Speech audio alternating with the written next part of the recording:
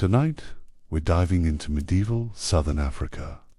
And here's the thing that's going to blow your mind. Between the 11th and 15th centuries, the Shona people built one of the most sophisticated kingdoms on the continent-towering stone walls without mortar. International trade networks reaching China and India, and a political system controlling over 50,000 square kilometers. This is history with all the details they skipped in textbooks. They're fascinating, the brilliant, and yes, the part where colonizers couldn't handle the truth. If you enjoy learning about African civilizations that actually existed while Europe was still figuring out basic hygiene, hit that like button. Subscribe if you want more deep dives into history's most deliberately ignored corners. And let me know in the comments, what's the most absurd historical myth you were taught in school that turned out to be completely wrong? Right, let's start with the moment European explorers encountered stone walls so impressive. They invented an entire fantasy universe rather than admin Africans built them. In the late 19th century, European explorers trekking through southern Africa stumbled across something their worldview simply couldn't process. Rising from the landscape stood massive stone walls, curved, towering, built without a single drop of mortar.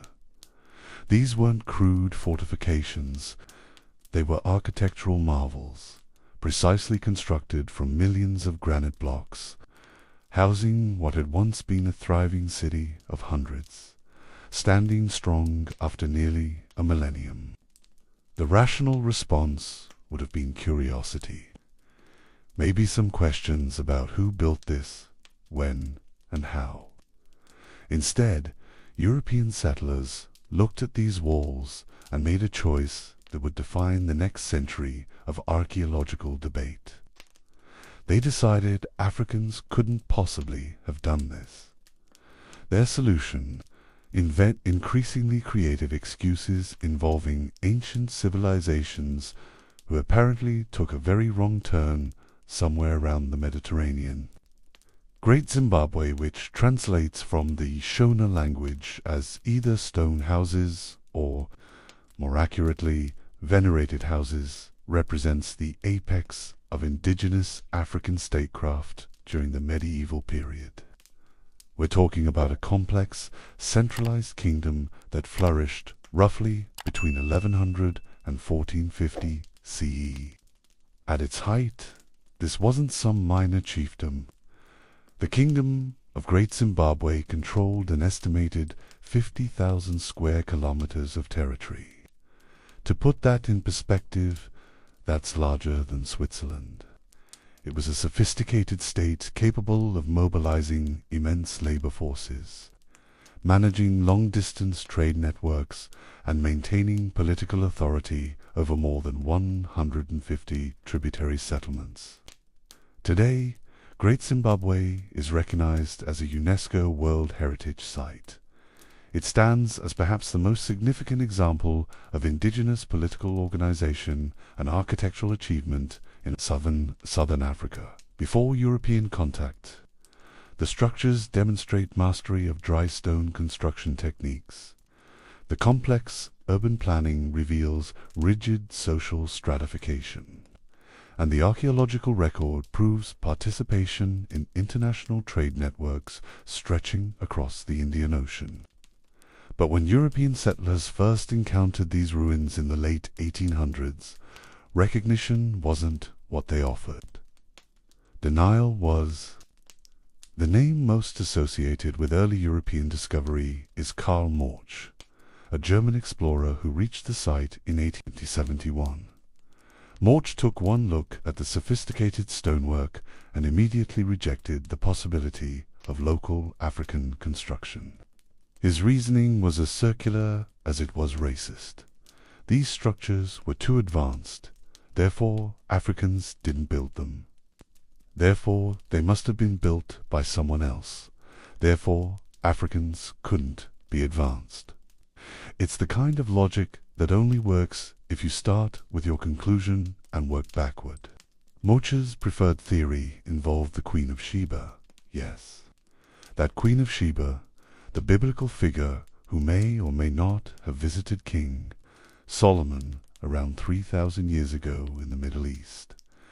According to Mocha's speculation, she had somehow established a settlement in southern Africa, thousands of kilometers from any documented sphere of influence, leaving behind these monuments before vanishing without a trace in any historical record. The evidence for this theory, March really wanted it to be true.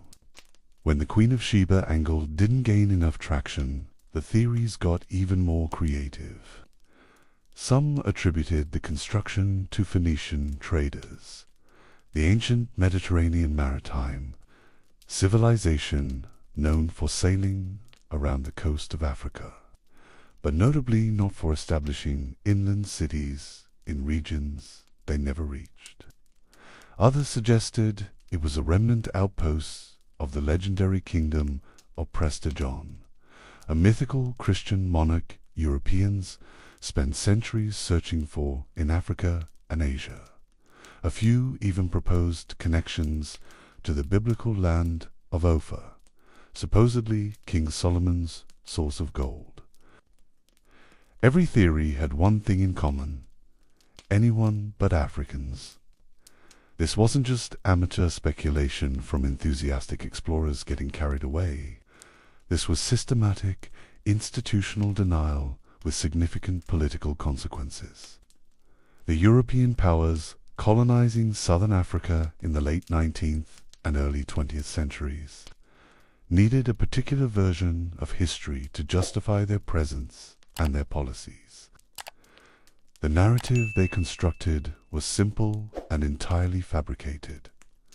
Southern Africa had been essentially empty before Europeans arrived, a land without civilization, without political complexity, without history. The empty land myth became official policy. Under apartheid in South Africa, children were taught in schools that the subcontinent had been uninhabited before European contact. The curriculum explicitly stated that black Africans had only migrated southward, simultaneously with the arrival of Dutch settlers in the far south in 1652. It was a lie so brazen, so easily disproven, that it required active suppression of evidence to maintain. And Great Zimbabwe was a problem for this narrative, a very big, very stone problem. If indigenous peoples had built these sophisticated structures nearly a millennium ago, then the entire foundation of colonial ideology collapsed.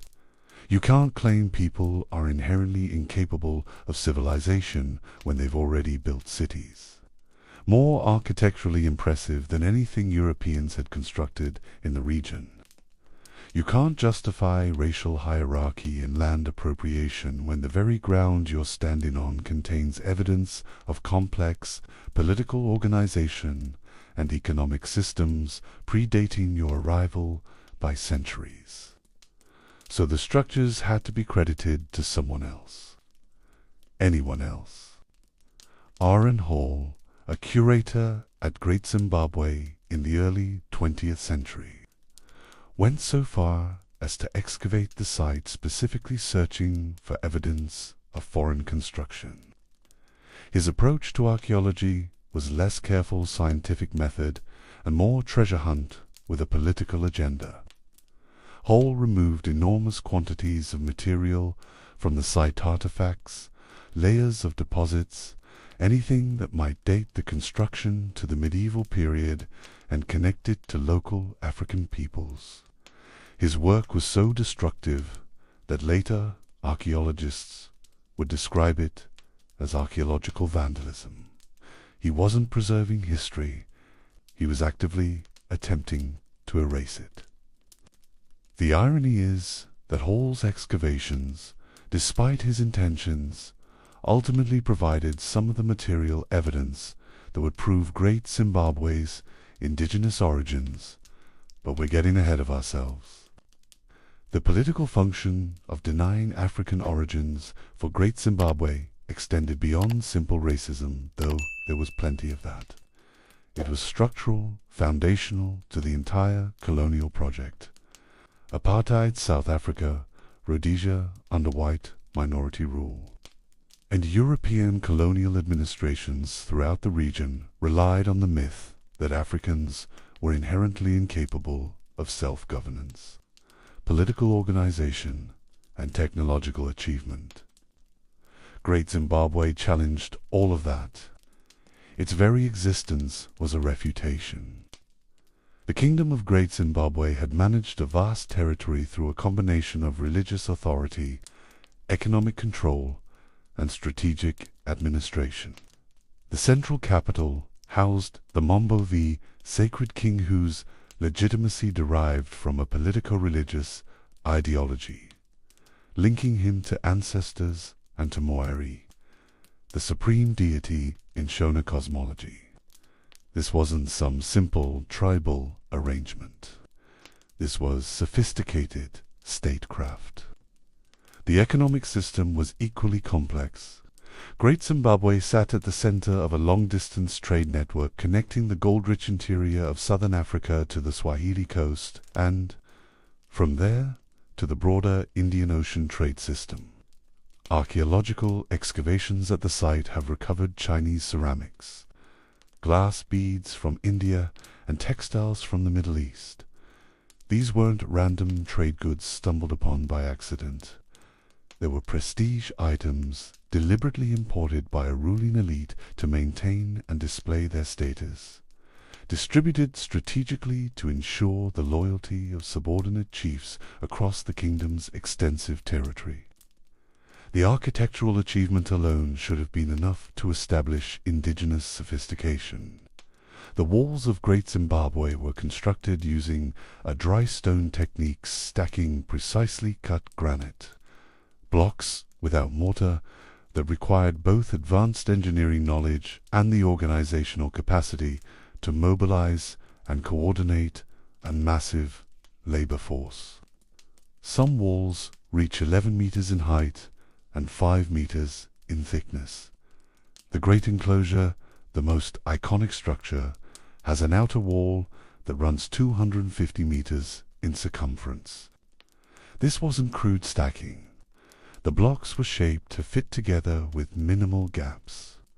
The walls were designed with proper drainage to prevent water damage, and the overall construction demonstrated an understanding of load distribution and structural stability that would make modern engineers nod in appreciation. The curves of the walls aren't just aesthetic. They add structural strength, allowing the walls to support their own immense weight without mortar or reinforcement. But colonial authorities looked at these walls and saw a problem that needed explaining away. The denial wasn't subtle. It was overt, institutional, and taught as fact. When archaeologists began producing evidence contradicting the foreign origin theories, colonial governments actively resisted those findings. The truth was politically inconvenient. If Great Zimbabwe had been built by the ancestors of the Makana and related Shona-speaking groups, the people colonizers were currently subjugating, then the entire moral and ideological justification for colonialism became untenable. And so the theories persisted, growing more elaborate and more desperate as evidence mounted against them. Some theorists pointed to the fact that the Shona-speaking peoples encountered by Europeans in the 19th century weren't actively building new stone structures on the scale of Great Zimbabwe. This, they argued, proved the current inhabitants couldn't have built the ancient city. It's the kind of argument that sounds reasonable until you think about it for more than 5 seconds. By that logic, modern Egyptians didn't build the pyramids because they're not currently constructing new ones. Italians didn't build the Colosseum because they stopped after the one, and the English couldn't have built Stonehenge because they've moved on to bridges and office buildings. Civilizations evolve, Political centers shift. Economic conditions change. The fact that a particular architectural tradition wasn't being actively continued in the 19th century says nothing about who built the structures centuries earlier. But colonial theorists weren't interested in nuance, they were interested in maintaining the narrative. The venerated house's interpretation of Zimbabwe is particularly significant when considering the site's function. Great Zimbabwe wasn't just a city. It was a sacred political center. The layout itself communicated religious and political hierarchies. The hill complex, the oldest section perched on the highest ground, served as the religious heart-housing shrines and spirit mediums who maintained connections to ancestral authority. The great enclosure below functioned as the royal residence and center of state rituals. The valley ruins housed the commoner population, spatially separated from elite power but integrated into the urban center. This kind of sophisticated urban planning, where architecture itself reinforces social structure and political ideology, is characteristic of complex states worldwide. It's the same principle behind the placement of temples in ancient cities, the construction of palaces at urban centers, and the development of elite residential districts separated from common quarters. Great Zimbabwe was doing this in southern Africa, while Europe was still building castles and fighting over feudal territories. The denial of this sophistication wasn't just insulting, it was strategic erasure. By the early 20th century, the battle over Great Zimbabwe's origins had become a proxy war for larger questions about African history, European colonialism, and the ideological foundations of racial hierarchy. On one side stood antiquarians and colonial administrators armed with theories from libraries and a desperate need for those theories to be true. On the other side, slowly gathering evidence and credibility, stood a new generation of professional archaeologists armed with scientific methodology and a commitment to following evidence wherever it led. The collision between these two approaches would define the trajectory of Great Zimbabwe scholarship and ultimately vindicate the indigenous origins that should never have been questioned in the first place. But here's the thing about science. It doesn't care what your political ideology needs to be true. And the archaeologists were about to prove that in spectacular fashion. The debate over Great Zimbabwe wasn't really about stones. It was about whether scientific archaeology or Victorian fantasy would define African history. Spoiler, the scientists brought receipts. By the early 20th century, the question of who built Great Zimbabwe had become embarrassingly political. Colonial administrators needed the site to be foreign. Local African populations knew it was their oral traditions among the Shona-speaking peoples explicitly connected them to the ruins, and the cultural continuity was obvious to anyone actually paying attention. But oral tradition, in the eyes of European scholars, didn't count as evidence. They wanted scientific proof. Fine, science it was. The turning point came with the arrival of professional archaeologists who were more interested in evidence than ideology. These weren't treasure hunters or colonial administrators with agendas. They were trained scientists who understood stratigraphy, material culture analysis, and the importance of systematic excavation.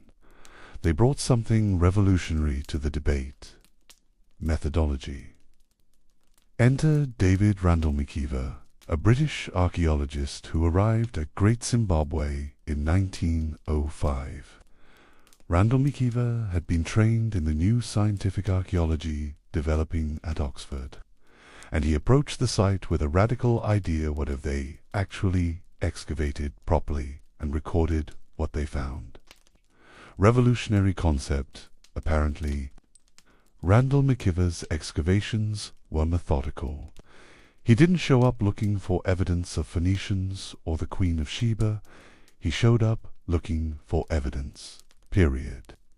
He carefully documented stratigraphy the layers of deposits that accumulate over time and tell you what happened when.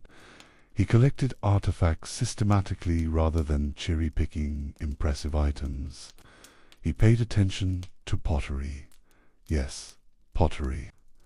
The least sexy artifact in archaeology and the most reliable. While romantic theorists obsessed over grand stone walls and imagined exotic origins, archaeologists were digging through trash heaps and cooking areas. Turns out, garbage doesn't lie. Broken pots, discarded tools. Food Remansi's mundane objects reveal who actually lived at a site far more reliably than monumental architecture ever could. And the pottery at Great Zimbabwe, it was local. Completely, undeniably, boringly local. The ceramic styles Randall McKeever recovered matched pottery traditions documented among contemporary Shona-speaking populations. The decorative motifs, the construction techniques, the vessel forms all consistent with regional African traditions and completely inconsistent with anything from the Mediterranean, Middle East, or anywhere else the exotic origin theorists wanted to claim. This wasn't ambiguous. This was pottery saying, "Hi, we're from right here, always have been, what's your problem?" But Randall McKeever didn't stop with pottery. He analyzed the entire material culture, assemblaged the tools, the iron implements, the beads, the gold ornaments. Everything pointed to indigenous African manufacture and use, with the only foreign items being the imported trade goods like Chinese ceramics and Indian glass beads. And those imports weren't evidence of foreign construction. They were evidence of long-distance trade, which is entirely different and actually more impressive. Think about it. Controlling trade networks that connected interior southern Africa to the Indian Ocean commercial system requires sophisticated political organization, economic management, and diplomatic relationships. It's not evidence that foreigners built your capital. It's evidence that you built something impressive enough to attract international commerce. Randall McKeever published his findings in 1906, and the conclusion was unambiguous. Great Zimbabwe was built by the indigenous ancestors of the Shona-speaking peoples, likely between the 11th and 15th centuries CE. The architecture was African. The artifacts were African. The cultural continuity was African. There was zero evidence for any foreign builders. The response from colonial authorities and romantic theorists: rejection, denial, accusations that Randall McKeever was biased, incompetent, or politically motivated. Because nothing says objective scholarship like rejecting scientific evidence because it contradicts your racist assumptions. The controversy didn't end with Randall McKeever's work. If anything, it intensified colonial Rhodesia and apartheid. South Africa had too much invested in the myth of the empty, uncivilized continent. One archaeologist with inconvenient findings wasn't going to topple decades of ideological construction. The pseudo-historical theories persisted in popular imagination and official discourse, taught in schools and cited in political speeches. So archaeology sent reinforcements. In 1929, Gertrude Katantamson arrived at Great Zimbabwe. Katantamson was already an established archaeologist with experience in Egypt and significant credibility in the field. The British Association for the Advancement of Science specifically commissioned her to resolve the Great Zimbabwe debate once and for all. Her mission: conduct the most thorough systematic investigation the site had ever seen and produced definitive conclusions about its origins. Caden Thompson spent months at the site. She didn't just excavate the monumental structures, she investigated the surrounding areas, the valley settlements, the hill complex, the peripheral ruins. She employed rigorous stratigraphic techniques, carefully recorded every find, and analyzed material culture with exhaustive attention to detail. Her excavations recovered more pottery, more iron tools, more evidence of local African craft traditions. She documented construction techniques and compared them to regional architectural practices. She analyzed the relationship between Great Zimbabwe and the network of smaller Zimbabwe's stone-walled settlements scattered across the region, noting the cultural and architectural continuity, and she examined the one category of evidence that absolutely couldn't be explained away: the continuous occupation sequence. Great Zimbabwe wasn't built overnight and then abandoned. The archaeological deposits showed continuous occupation and development over centuries, with gradual evolution from simpler structures to the impressive stone-walled enclosures. The earliest levels contained pottery consistent with local traditions from earlier periods. The later levels showed increasing sophistication and scale but maintained cultural continuity throughout. You can't fake that. You can't have Phoenicians show up, build massive stone walls, and leave behind a centuries-long sequence of local African pottery and artifacts. Either the site was occupied continuously by local populations who gradually developed stone architecture, or you have to invent an elaborate scenario where foreign builders somehow lived exactly like local Africans, used their pottery, adopted their craft traditions, and vanished without leaving a single trace of their actual cultural origin, which would be impressive multiculturalism but terrible evidence. Caden Thompson's findings, published in 1931 in a volume titled The Zimbabwe Culture, were even more definitive than Randall McKeever's. She concluded that Great Zimbabwe was unequivocally African in every detail, and that the attempts to attribute it to foreign builders were not supported by a single item of archaeological evidence. She didn't stop at positive identification. She systematically dismantled every exotic origin theory, showing why each one failed on archaeological, historical, and logical grounds. Phoenicians leaving no Phoenician artifacts, not plausible. Queen of Sheba establishing a settlement that used exclusively local African material culture, not credible. Lost biblical cities that coincidentally built exactly like regional African architectural traditions. Not happening. Her conclusion was blunt. Great Zimbabwe was built by the ancestors of the Shona people, the Shona-speaking groups inhabiting the region, and any theory claiming otherwise was unsupported fantasy. The scientific community accepted Caden Thompson's findings. By the 1930s, professional archaeologists had reached consensus. Great Zimbabwe's indigenous African origins were established fact.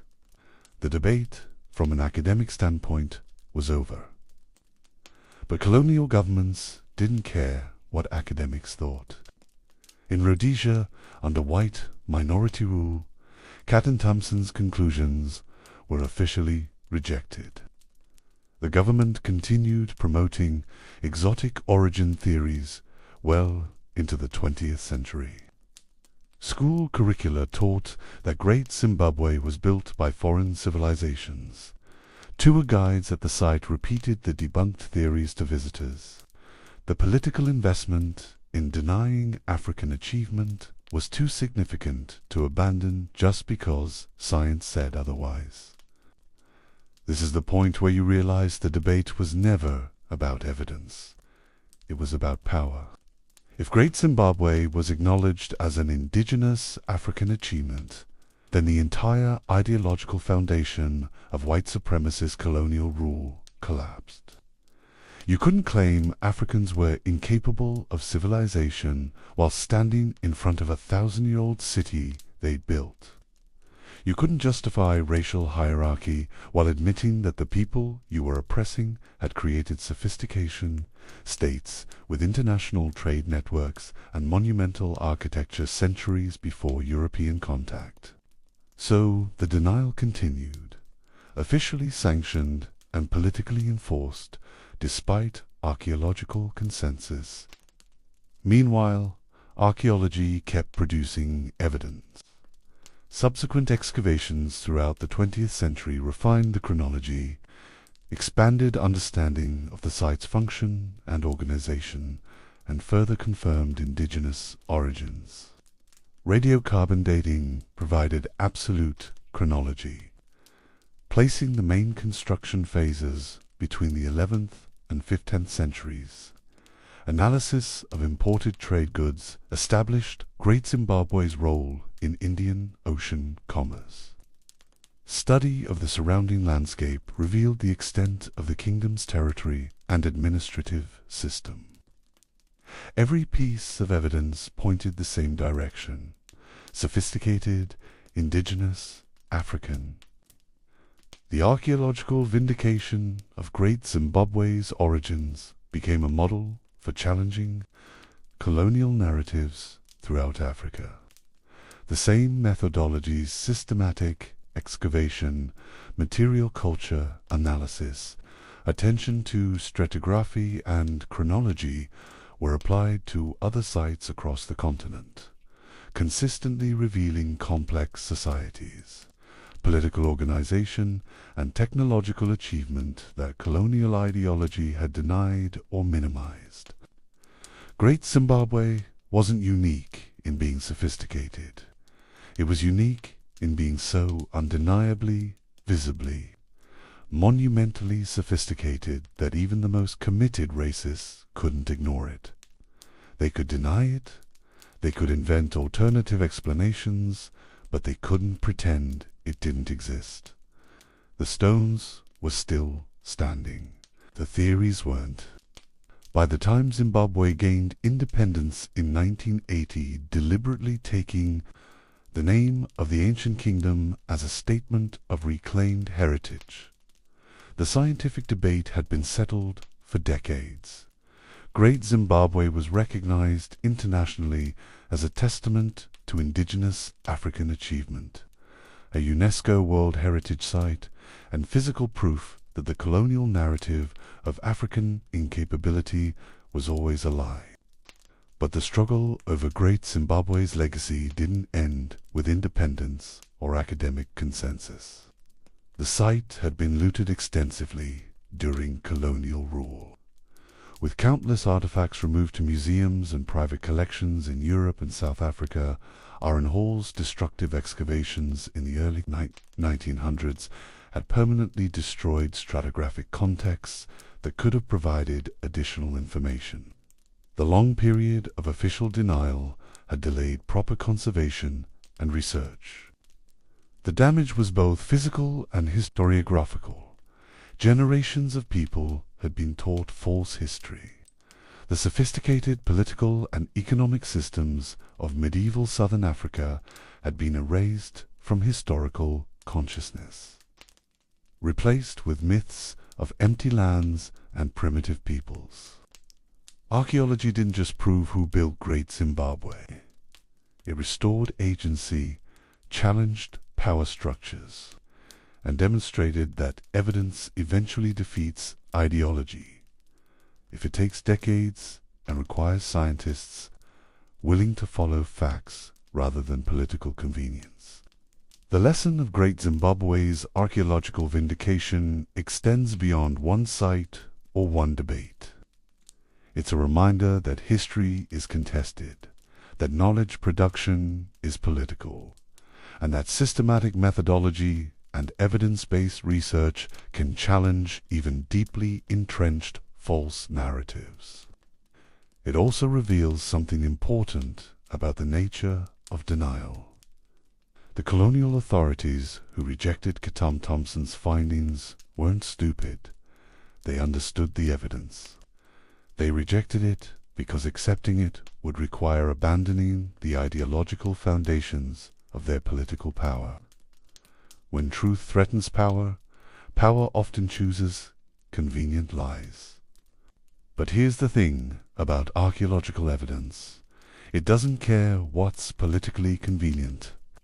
The pottery sits in the soil layers exactly where people left it. The stratigraphy records what happened in chronological order. The material culture reflects who actually lived at the site. You can deny it, suppress it, or refuse to acknowledge it, but you can't change it. And eventually, enough scientists with enough integrity will document it, publish it, and force the truth into the historical record. So if Great Zimbabwe was built by local Africans, which it definitively was, the next question is obvious. Where did they come from? And it turns out this story starts way earlier than anyone expected. We're talking 100,000 years of preparation. Great Zimbabwe didn't just appear overnight. The valley had been occupied for 100,000 years, and every culture that lived there added another piece to the puzzle that would eventually become one of Africa's greatest kingdoms. 100,000 years. For context, that's longer than most people keep their New Year's resolutions. It's longer than agriculture has existed. It's longer than humans have been living outside of Africa.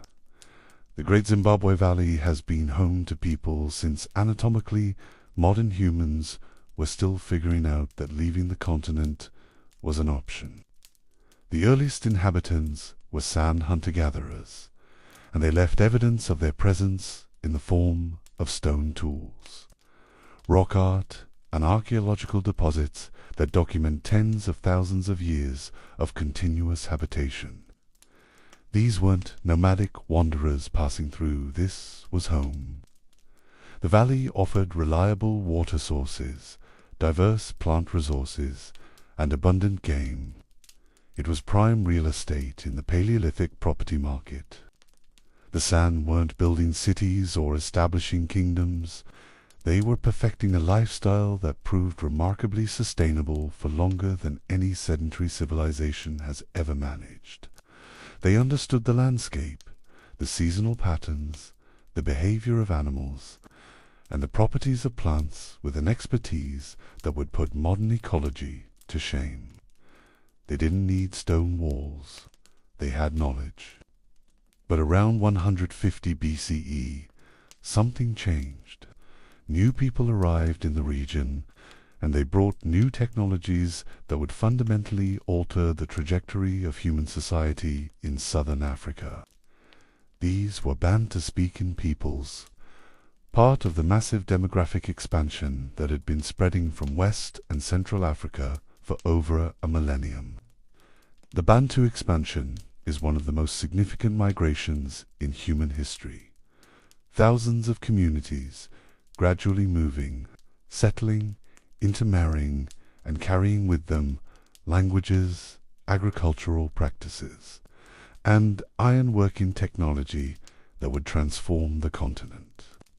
When Bantu-speaking groups reached the Great Zimbabwe Valley, they didn't conquer or displace the San populations, at least not immediately or entirely.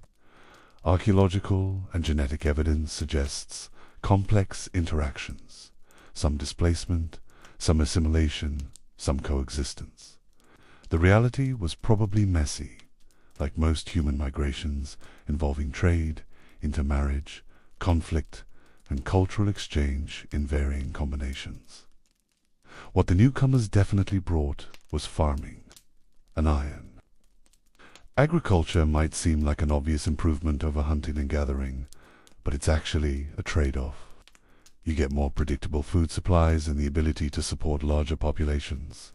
But you also get more work, vulnerability to crop failures, and the delightful new problems of property ownership and social hierarchy. Hunter-gatherers had relative equality and mobility. Farmers had surplus and stratification. The Bantu-speaking groups settling in the region grew crops, sorghum, millet, and various legumes adapted to the climate. They raised livestock, particularly cattle, which would eventually become central to both subsistence and social status. And they worked iron, producing tools and weapons that made agriculture more efficient and warfare more effective.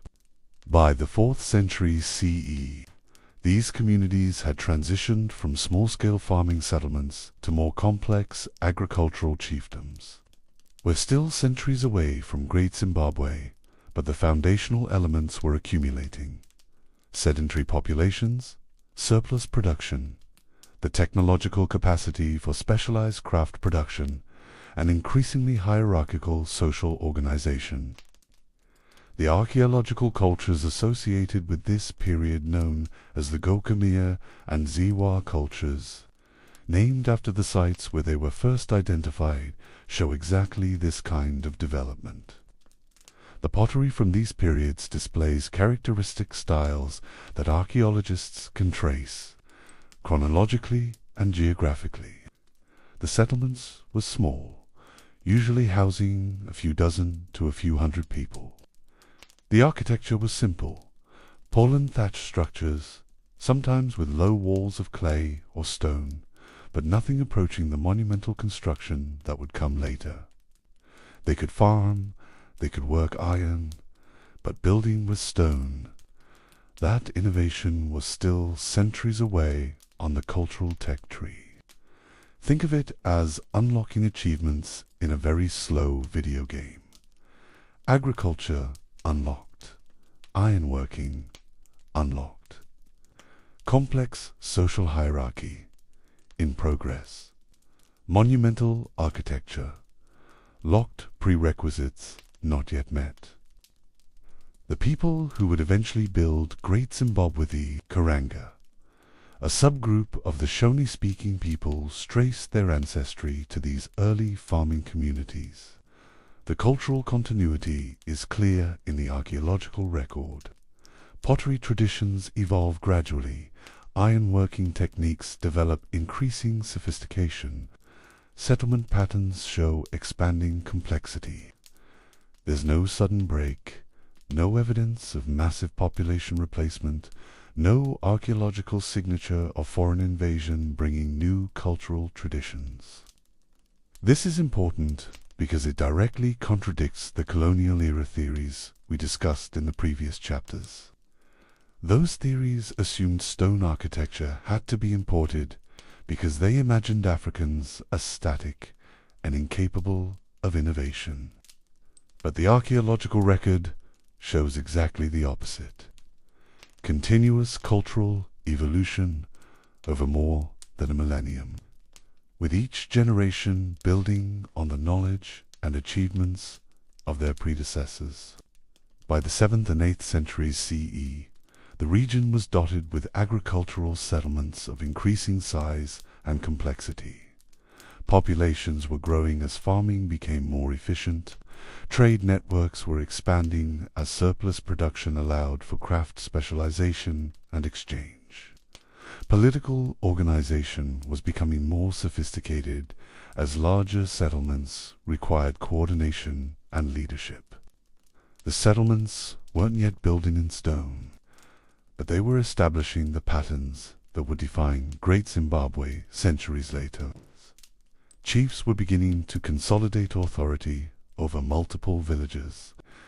Cattle were emerging as markers of wealth and status. Control over iron production and trade was becoming a source of political power. And people were figuring out the landscape in increasingly sophisticated ways. The Great Zimbabwe Valley wasn't just randomly chosen for future. Greatness it had specific advantages that became more valuable as societies grew more complex. The soil was fertile and suitable for agriculture. The rainfall was relatively reliable by regional standards. The hills provided defensive advantages and symbolic prominence. And critically, the surrounding region was rich in gold deposits. That last detail would become very important. But in the 8th and 9th centuries, gold mining was still small-scale and locally focused. The real value was in iron and cattle. Iron tools made agriculture more productive. Cattle provided food, labor, and social capital. Whoever controlled the distribution of these resources had power. The archaeological term for the peoples living in the region during this period is the Gumani, and they're recognized as the direct ancestors of the Karanga, who would eventually build Great Zimbabwe. The cultural markers are clear. Pottery styles, settlement organization, subsistence strategies all show continuity from these earlier populations through to the later kingdom. What's fascinating about this long developmental period is how gradual everything was. There was no single moment when hunter-gatherers became farmers, or when villages became kingdoms, or when mud walls became stone monuments. Each generation made small adaptations, adopted useful innovations, and built slightly more complex social structures than their parents had. By the 10th century, the pieces were almost in place. Agricultural populations had been growing for over a millennium. Ironworking was sophisticated and widespread. Cattle herding had become central to both economy and culture. Trade networks connected communities across hundreds of kilometers. Political authority was becoming increasingly centralized, with certain lineages claiming hereditary leadership and religious legitimacy. The knowledge required to quarry granite, shape blocks, and construct stable dry stone walls was already present in the region's smaller stone structures and cattle. Enclosures demonstrated the basic techniques. What was missing was the scale, the labor mobilization, the centralized authority capable of directing thousands of workers in a coordinated, multi-generational construction project.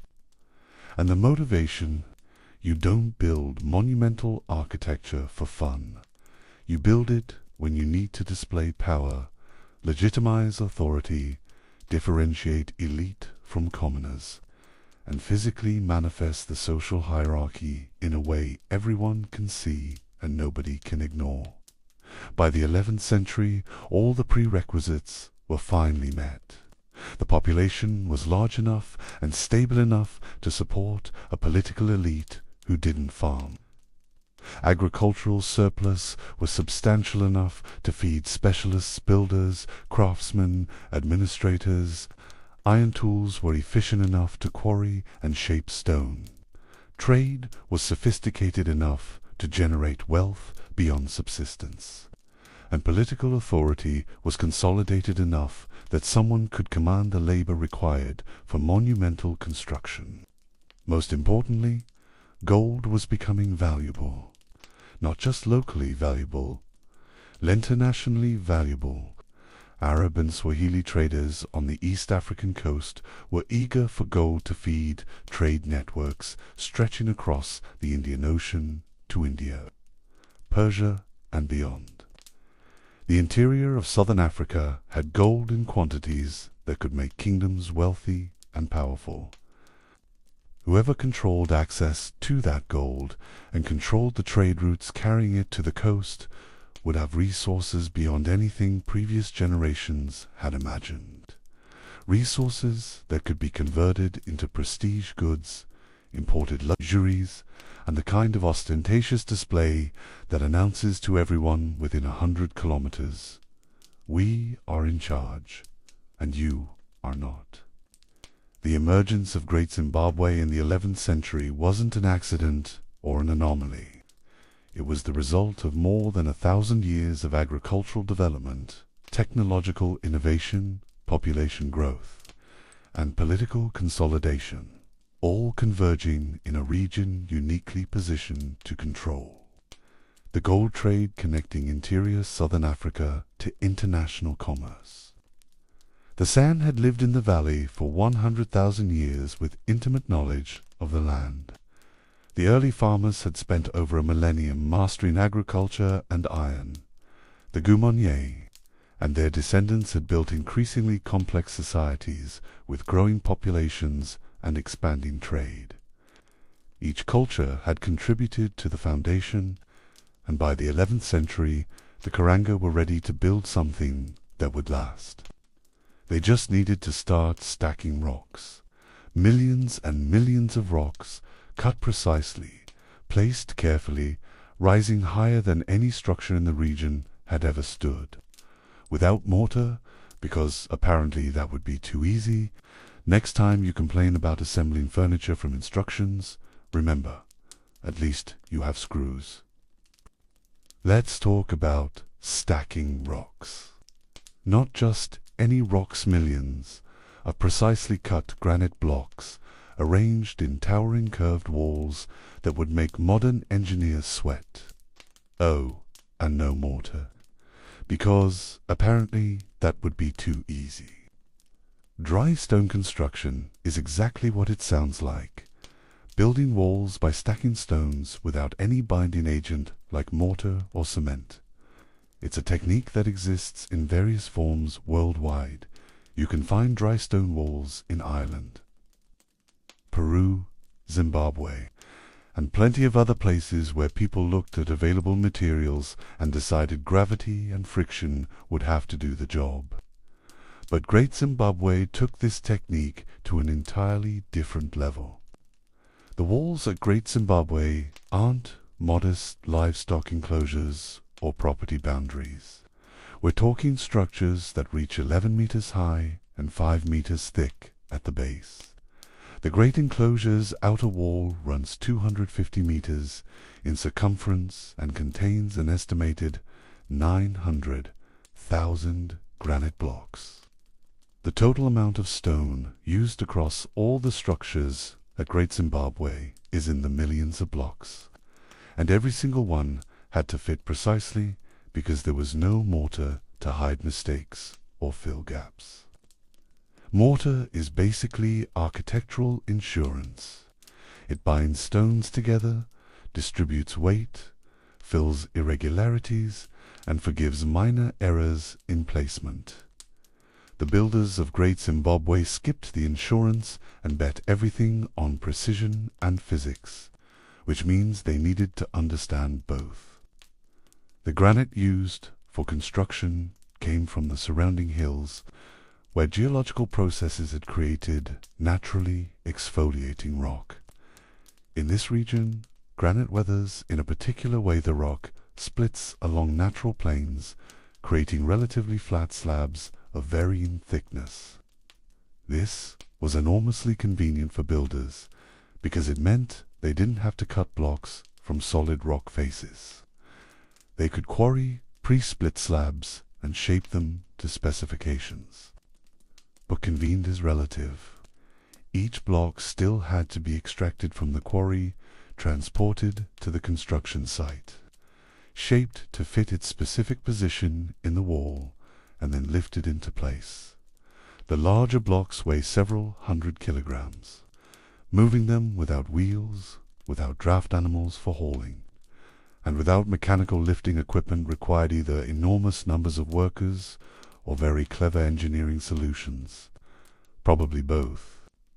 The archaeological evidence suggests that blocks were shaped using iron tools, chisels and hammers that could chip away irregularities and create relatively smooth surfaces. The precision varied depending on the location and importance of the structure. The most prestigious sections of the great enclosure show remarkably uniform block sizes and tight fitting. Less visible sections are more variable, suggesting the builders deployed their most skilled workers where the work would be most visible. Which makes sense. If you're building propaganda in stone, you want the propaganda parts to look impressive. The actual construction technique required careful attention to stability. Without mortar, the wall's structural integrity depends entirely on how the blocks are arranged. The builders used several clever strategies to ensure their walls would stand for centuries. First, they created a slight inward batter. The walls aren't perfectly vertical. They lean slightly inward as they rise. This shifts the center of gravity and reduces the outward pressure that could topple the wall. It's the same principle used in many ancient stone structures worldwide, because physics is consistent even when cultures are different. Second, they paid careful attention to the bonding pattern. The blocks are arranged so that vertical joints in one course don't align with joints in the courses above and below. This distributes stress and prevents straight-line fracture planes from developing. Every block helps lock its neighbors in place. Third, they incorporated drainage. Southern Africa has a rainy season, and water accumulation can undermine stone structures. The walls at Great Zimbabwe include deliberate drainage channels that allow water to flow through without pooling or eroding the foundations. This wasn't accidental. Someone understood that water management was critical to long-term stability. And fourth, this is the really clever bit. They used the natural topography to their advantage. The hill complex is built directly onto the granite bedrock of the hill, using the existing rock formations as foundation and structural supports. The walls don't fight the landscape. They work with it, conforming to the natural contours while creating enclosed spaces for habitation and ritual use. The result is architecture that looks organic, as if the stones grew from the hill rather than being placed there by human hands. The construction process would have required immense labor coordination. Quarrying, transporting, shaping, and placing millions of blocks isn't something a few dozen workers accomplish in a summer. This was a multi-generational project requiring hundreds, perhaps thousands of workers at various stages of construction. And that tells us something crucial about the political organization behind Great Zimbabwe. You don't mobilize that kind of labor force without centralized authority. Someone had to direct the work, organize the logistics, feed the workers, ensure quality control, and maintain the project across decades or even centuries as different sections were added and expanded. This wasn't a community barn raising where everyone pitches in for a weekend. This was state-level organization with administrative capacity, surplus food production to support non-farming workers, and political authority sufficient to command labor on a massive scale. Remember when colonists said Africans couldn't have built this? Turns out they built it on hard mode. But why build walls at all, let alone walls of this scale and sophistication? The functional explanations are obvious but only partial. The walls create enclosed spaces for habitation, separate elite residences from commoner areas, and provide some defensive advantage by controlling access.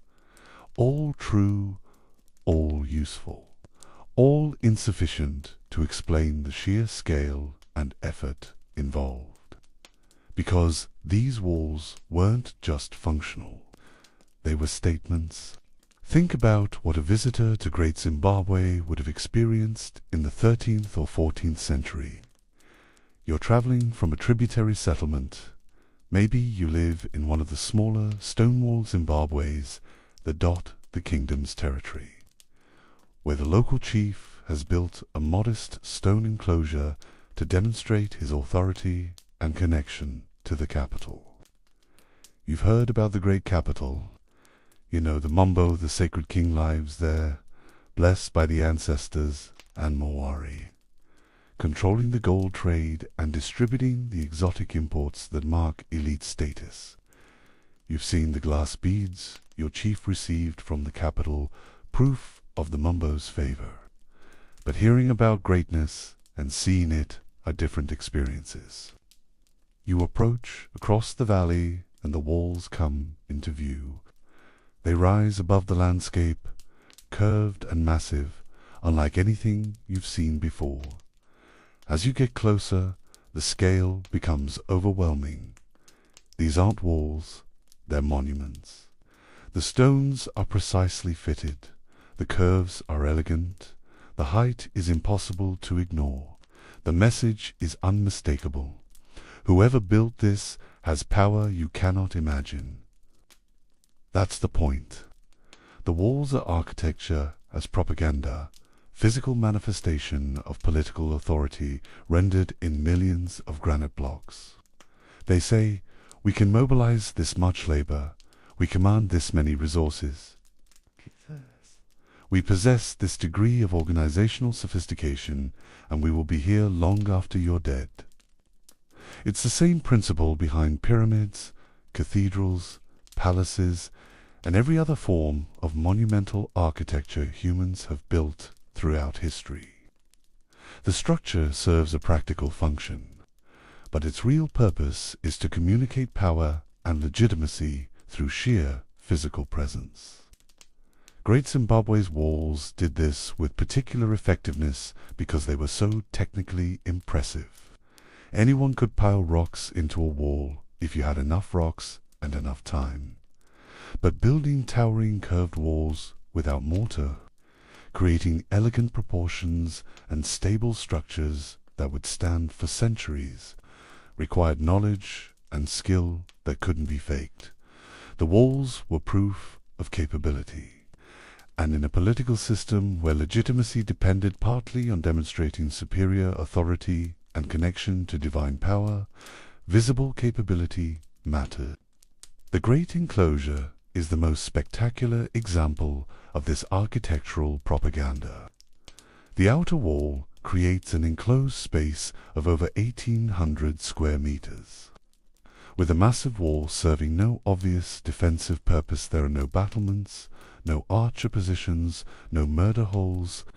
The wall's primary function appears to be visual impact and spatial control. Inside the great enclosure stands the conical tower, perhaps the most iconic structure at Great Zimbabwe. It's a solid stone tower, 11 meters tall, tapering to a point at the top. It has no entrance, no interior space, no apparent functional purpose beyond its existence. For decades, this puzzled archaeologists and fueled speculation. What was it for? Theories ranged from symbolic representation of royal power to a giant grain storage marker to religious symbolism to purely aesthetic choice.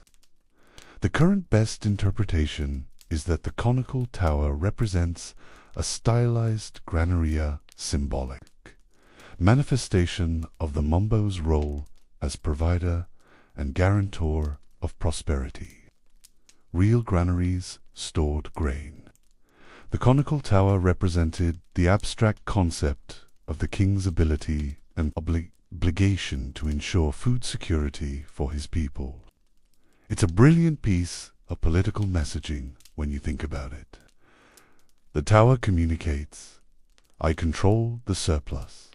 I guarantee your subsistence. I am the source of plenty.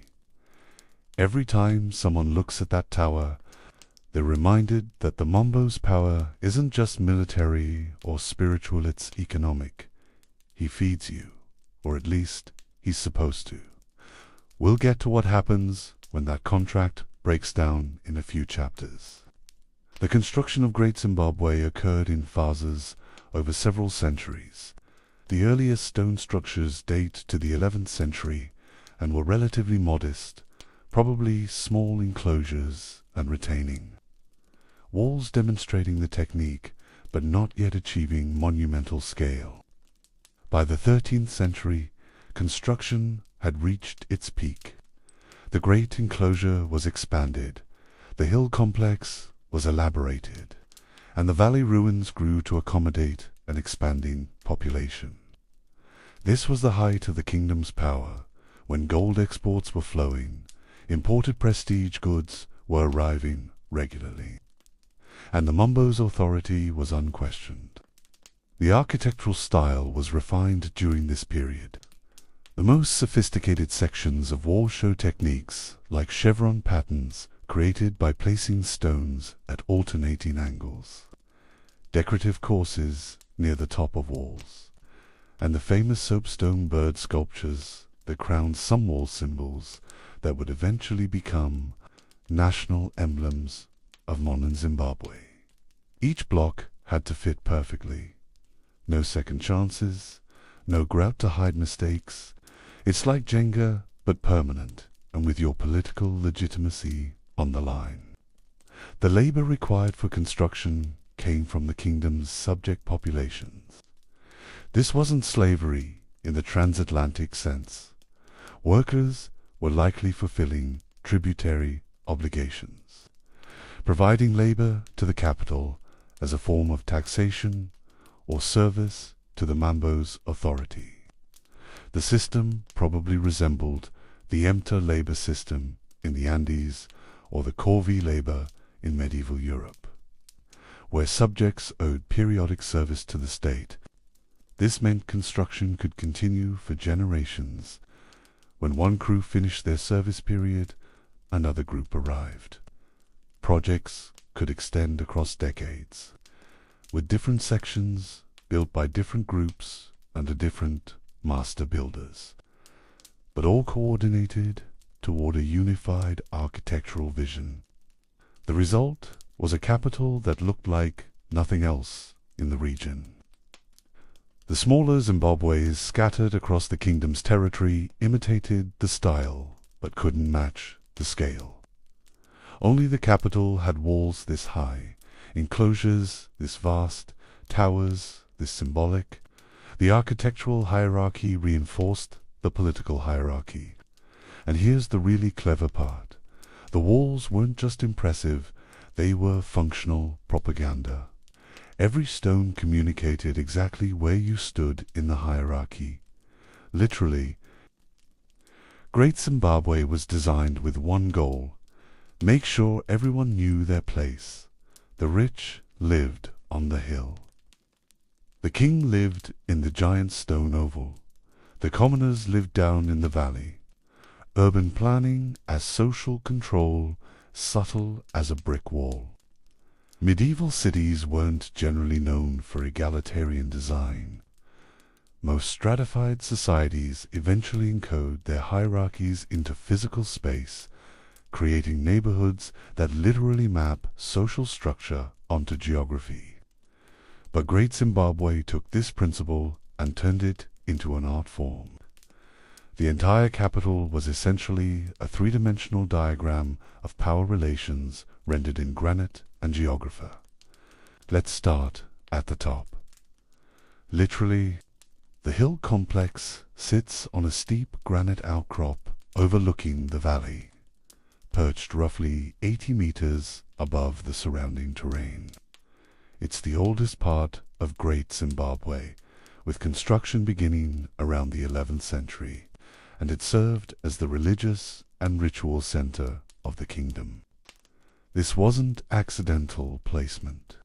Height equals status in architectural symbolism across cultures. And the hill complex combined elevation with direct integration into the natural bedrock. The structures here aren't just built on the hill, they're built into it, with walls conforming to rock formations and enclosed spaces created by combining natural features with constructed walls. The hill complex housed the most sacred elements of the kingdom's religious life. Archaeological evidence and Shona oral traditions both point to this area as the location of important shrines and the residence of spirit mediums. the Spikiro who maintained communication with ancestral spirits, and Morai, the supreme deity. Spirit mediums held significant power in Shona religious and political systems. They weren't just religious figures, they were moral authorities who could legitimize or challenge the Mambo's decisions. If the spirits weren't happy with the king's leadership, the Spikiro could say so, and that carried weight. Having the religious center physically above, the royal residence was a spatial reminder that even the Mambo answered to higher authorities. It's like having your accountability department literally looking down on you from the hill. The location also created practical advantages. The hill complex was defensible steep approaches, narrow passages between rock formations, easy to control access. During times of conflict or uncertainty, the religious elite could retreat to a position that was both symbolically elevated and physically secure. But defense was secondary to symbolism. The hill complex represented the link between the living Mambo and the ancestral authority that legitimized his rule. Visiting this space meant ascending to the realm of the sacred, moving from the mundane world of the valley up to the elevated spiritual domain where ancestors and deities held court. The architecture reinforced this transition. The approach required climbing steep paths, navigating between natural rock formations and constructed walls, passing through narrow entrances that controlled movements and created moments of transition. You couldn't casually wander into the hill complex. Getting there required deliberate effort and, presumably, permission.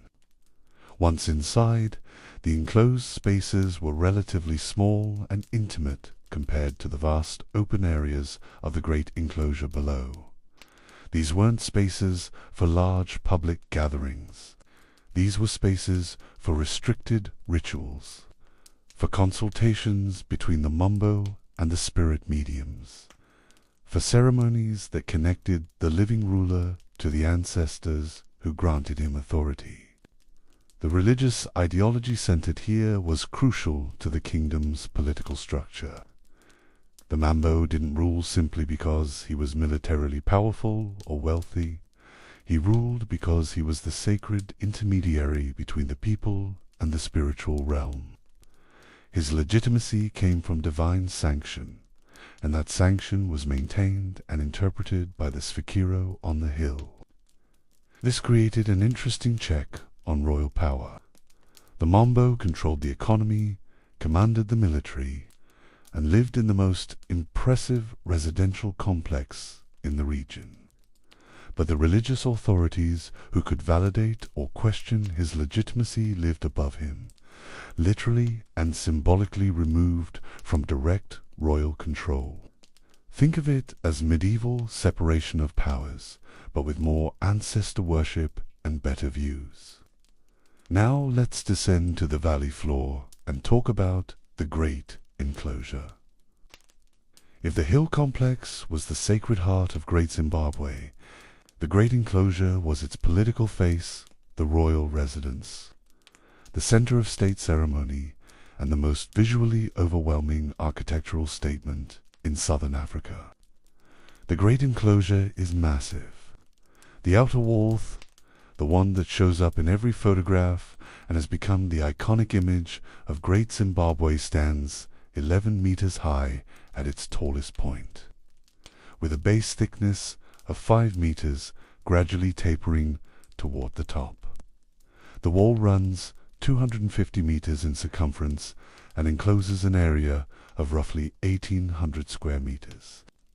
Walking around the base of this wall gives you a visceral understanding of the resources and labor that went into its construction. It just keeps going, curved and towering, with no obvious functional purpose beyond being absolutely impossible to ignore. The architecture wasn't saying, "Welcome." It was saying, "Know your role." Inside the Great Enclosure, the space was divided into several distinct areas, separated by additional internal walls. The layout created a series of passages, enclosed courtyards, and restricted spaces that controlled movement and created hierarchies of access. Not everyone admitted to the great enclosure could access all areas within it. Your status determined how far inside you could go. The most famous feature inside is the conical tower, which we discussed in the previous chapter. Standing in the enclosed space with this solid stone tower looming above you would have been an impressive experience, probably the intended effect. The tower had no functional interior, but its presence was the function.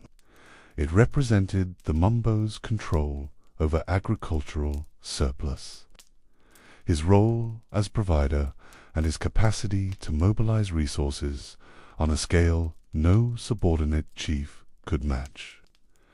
The conical tower, part granary symbol, part political statement. Feed the people, remind them who controls the food supply. Its medieval political messaging with zero subtlety. The great enclosure served as the royal residence and the center of state rituals and ceremonies.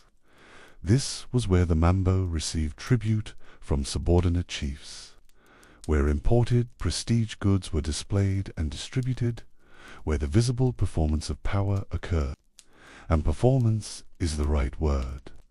Rulership in Great Zimbabwe wasn't just about making decisions and issuing commands. It was about staging displays that reinforced hierarchy and legitimacy. The architecture provided the stage, and the Mumbo was the central actor in a continuous political theater. Imagine arriving at the great enclosure as a tributary chief from a distant Zimbabwe. You've brought your annual tribute, cattle, ivory, whatever your region produces. You're escorted through the narrow entrance into the enclosed space, surrounded by towering walls that make you feel very small. You're led through passages where additional walls channel your movement, controlling where you can go and what you can see. Eventually you reach the area where the Mumbo holds court. He's surrounded by the trappings of his authority, imported ceramics from China, glass beads from India, textiles from the Middle East. These aren't just decorations, they're proof of his connection to the wider world, evidence that his power extends beyond the local region into international networks of trade and prestige.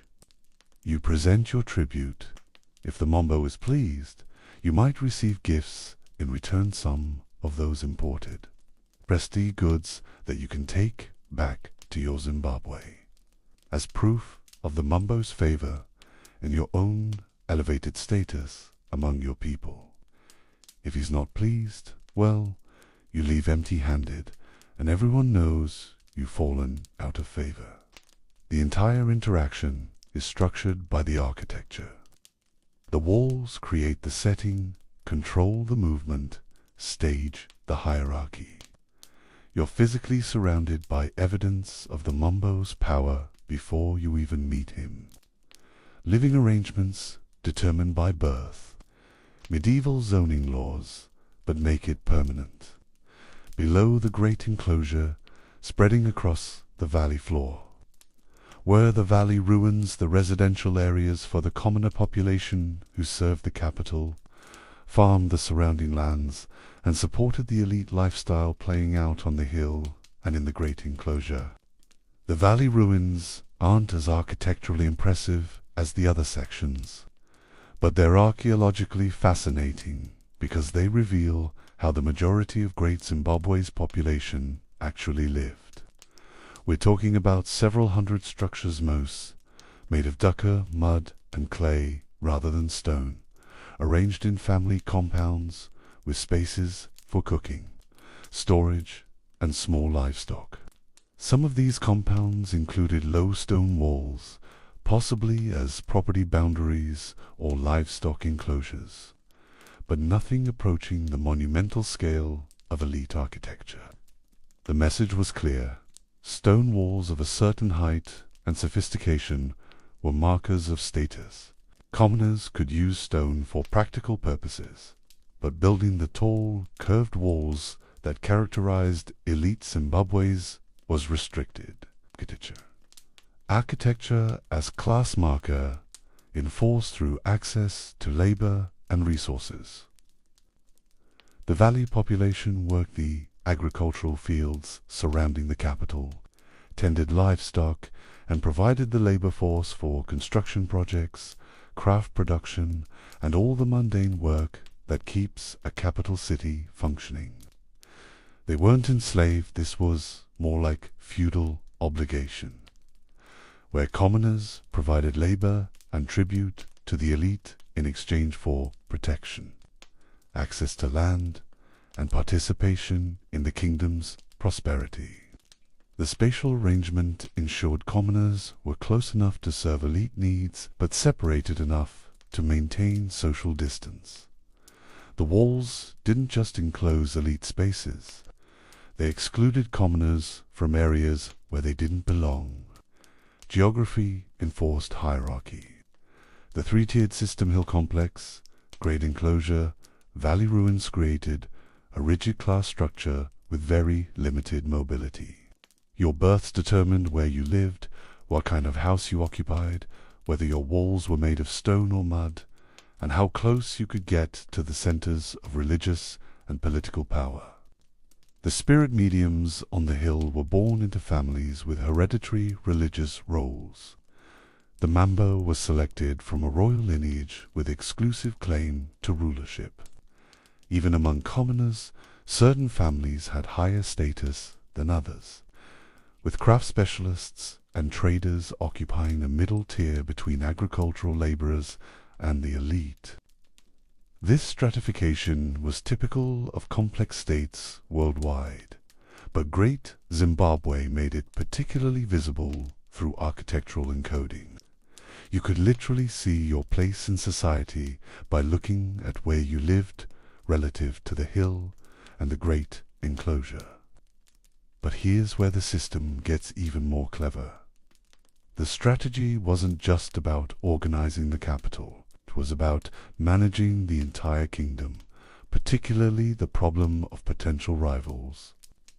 Great Zimbabwe controlled the territory of roughly 50,000 square kilometers, a vast area, by medieval standards, with a population spread across more than 150 tributary settlements. Many of these settlements were led by chiefs who came from the same lineages as the Mambo, or who had sufficient military and economic resources to pose a threat if they decided to challenge central authority. So what do you do with powerful subordinates who might get ideas about taking over? You give them their own stone-walled Zimbabwe's, nice ones. Impressive by local standards, just not as impressive as the capital. These provincial Zimbabwe's smaller stone-walled complexes, scattered across the kingdom's territory, served multiple functions. They were administrative centers where tribute was collected and redistributed. They were defensive positions in contested border regions. They were status symbols for the chiefs who occupied them, proof of their connection to the Mambo's authority and participation in elite culture. And they were brilliant tools of political control. Potential rivals got their own nice stone enclosures, conveniently far away from the capital. Can't stage a coup if you're not invited to the party. By granting subordinate chiefs the right to build stone structures, the Mambo co-opted them into the architectural hierarchy. Your stone walls proved you were part of the elite club. But your walls were smaller, your enclosures were more modest, and everyone who saw them understood you were subordinate to the capital. The system created a network of satellite Zimbabwe's orbiting the central capital, each one reinforcing the hierarchy through architectural scale. The Mambo didn't need to constantly suppress rivals through military force. He just needed to maintain the economic and symbolic systems that made being a tributary chief more attractive than rebellion. This worked remarkably well for several centuries. The kingdom expanded, tributes flowed to the capital. Gold exports funded imports of prestige goods, and the architectural hierarchy reinforced the political one. Provincial chiefs got their stone walls and their share of imported luxuries. The Mambo got their loyalty and their tribute. Everyone knew their place, and the system perpetuated itself through spatial organization and economic incentives until it didn't. But we'll get to that collapse in a few chapters. For now, appreciate the elegance of the system. Religious authority on the hill, political power in the great enclosure, commoners in the valley, and potential rivals scattered across the territory in their own diminished stone compounds, all tied together through an ideology that said the ancestors wanted it this way and an economy that made challenging it unprofitable. But impressive walls and clever urban planning don't pay the bills. Great Zimbabwe needed money. Specifically, it needed gold. Lots of it. Every great civilization runs on something. Rome had grain. Venice had spices. Great Zimbabwe had gold and cattle, one for international clout, one for local respect. Lose control of either, and the whole system collapses. Let's start with the foundation that everyone forgets about when they're obsessing over shiny metals: food. Great Zimbabwe didn't become a powerful kingdom because of gold. It became powerful because it could feed people reliably, in quantities sufficient to support a non-farming elite, specialist craftspeople, builders, administrators, traders, and all the other occupations that make a complex state function. The agricultural foundation was remarkably solid. The region's soils were fertile, especially in the valley bottoms where seasonal flooding deposited nutrients. The climate provided a reliable rainy season from November through March, with enough precipitation to support crop cultivation without requiring irrigation infrastructure. This wasn't the Sahel, where one bad rainy season meant famine. This was prime agricultural land by southern African standards. The crops were perfectly adapted to the environment. Sorghum and millet, both African domesticates, with higher drought tolerance than wheat or rice, formed the staple grain base. These were supplemented with legumes, particularly cowpeas and bambara groundnuts, which provided protein and helped maintain soil fertility through nitrogen fixation. Vegetable crops, gourds, and various gathered plant foods rounded out the diet. This wasn't subsistence farming, where you grow just enough to feed your family and hope nothing goes wrong. This was surplus agriculture, producing enough excess to support urban populations, fund construction projects, and create the economic base for everything else the kingdom did. And then there were the cattle. Cattle in Great Zimbabwe and throughout the broader Shona cultural sphere weren't just livestock. They were currency, status symbols, and Instagram posts, all rolled into one.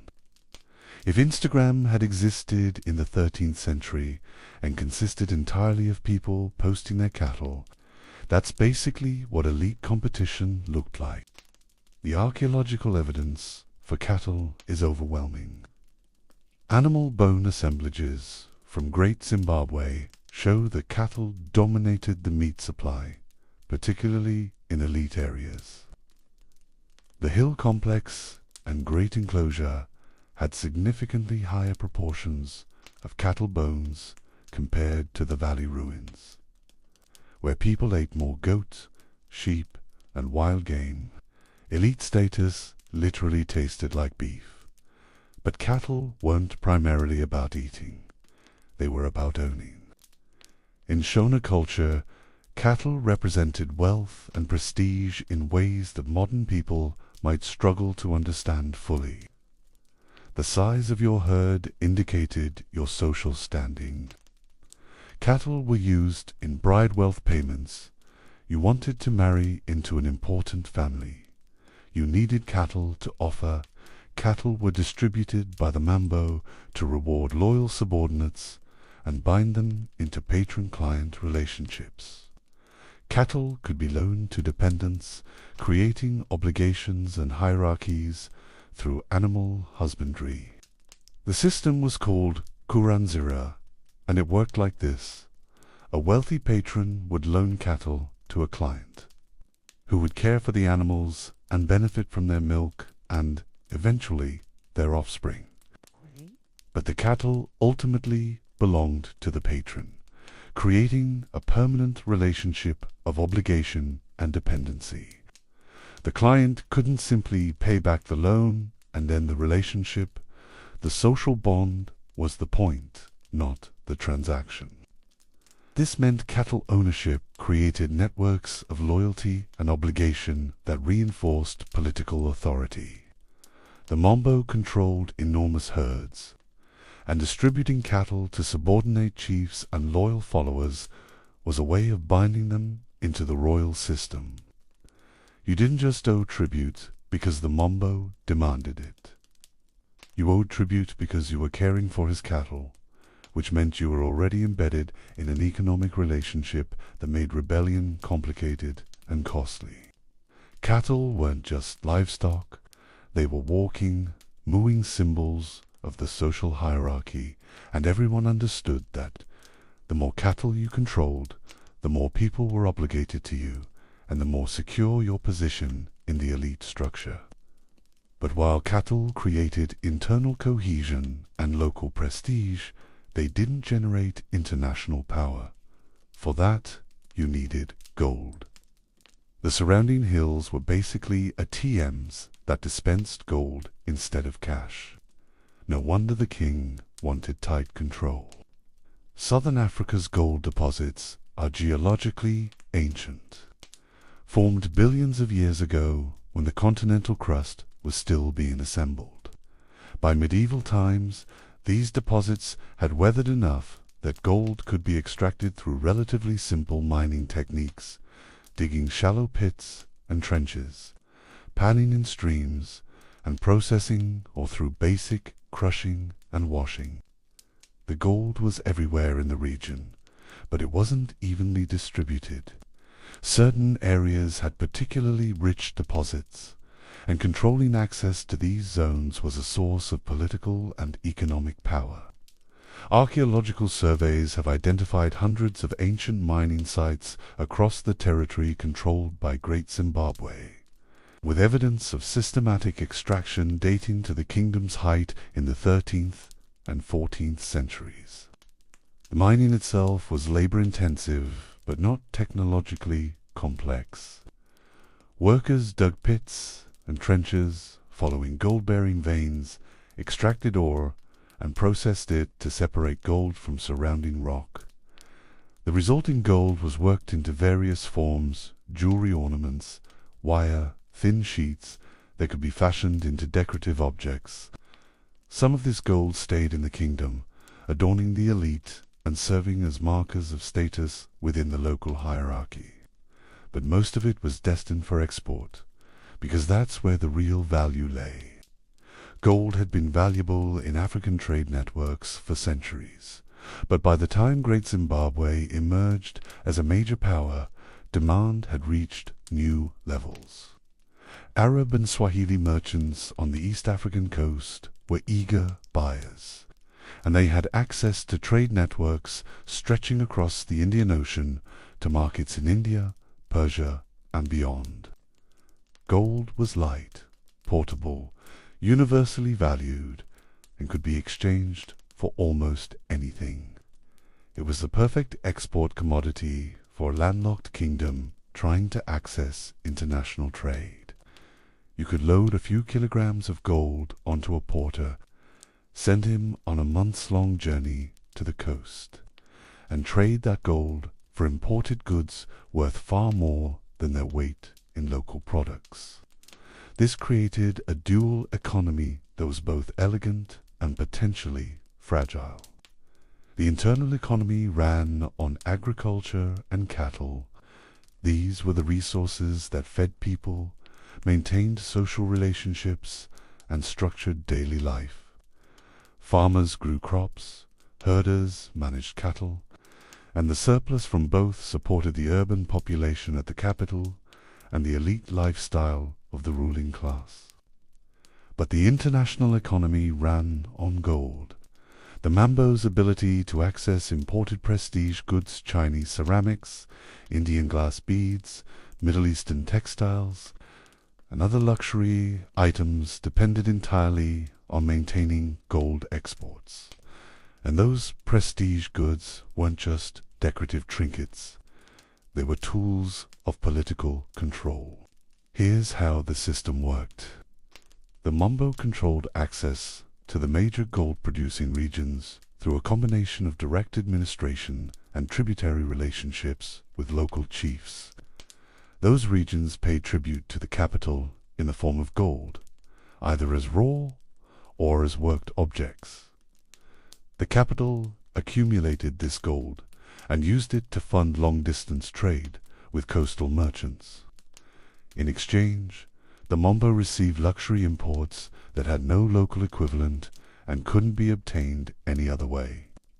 These imports were then strategically distributed to maintain the loyalty of tributary chiefs across the kingdom.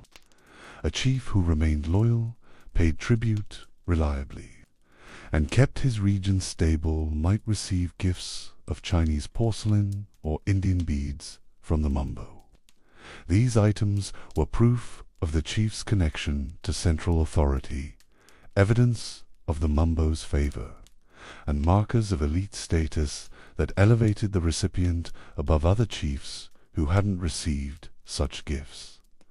You could farm perfectly well, but if you wanted to impress the neighbors or control an empire, you needed gold. The archaeological evidence for gold working at Great Zimbabwe is extensive.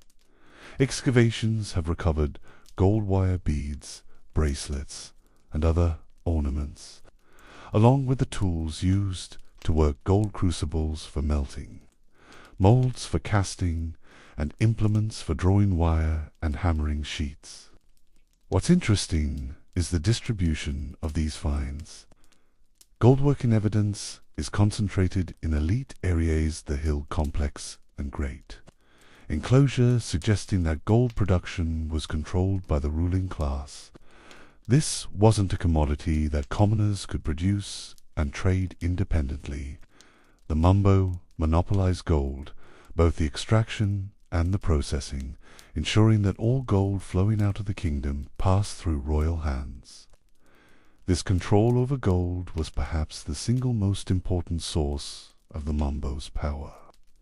It funded the import of prestige goods that maintained tributary loyalty. It generated wealth that could be converted into cattle, which created additional social obligations.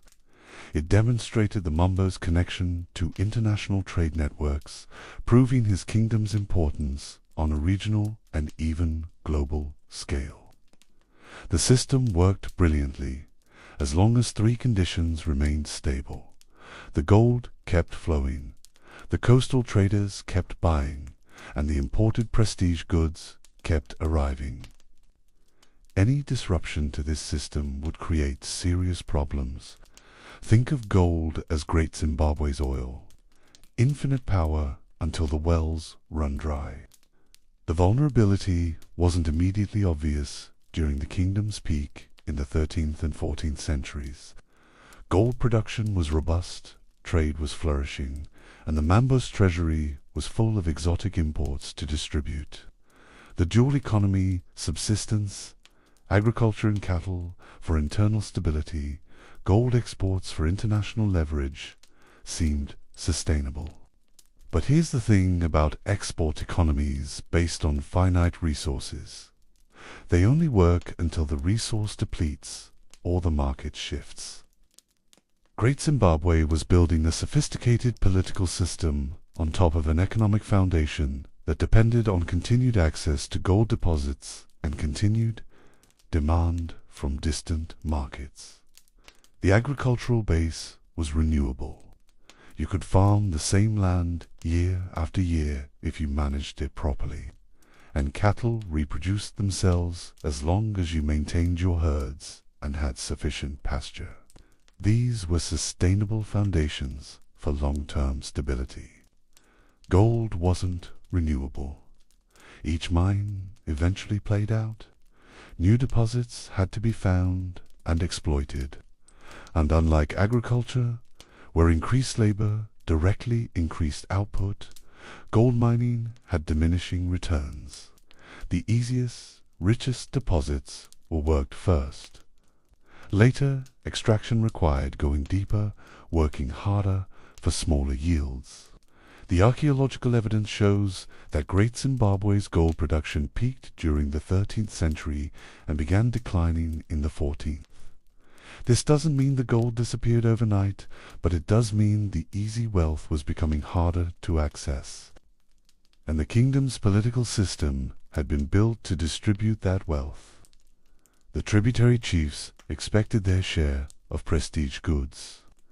The spirit mediums on the hill expected the Mambo to maintain prosperity. The commoners expected to benefit from the kingdom's international connections through employment, trade opportunities, and the general stability that came from being part of a successful state. When the gold started running out, all of those expectations became problems. But we're getting ahead of ourselves. Before the collapse, there was glory, and that glory was funded by gold transformed into international commerce, connecting this landlocked African kingdom to trade networks that spanned the Indian Ocean and reached as far as China. And what do you do with all that gold? You don't hoard it, you trade it across the ocean. Two merchants who wanted badly enough to send Chinese porcelain and Indian beads in return. Great Zimbabwe was landlocked. No coast, no ports, no ships. And yet, Chinese ceramics showed up in the royal quarters. Indian glass beads adorned the elite. Middle Eastern textiles draped the powerful Welcome to Medieval International Trade Tafrican edition.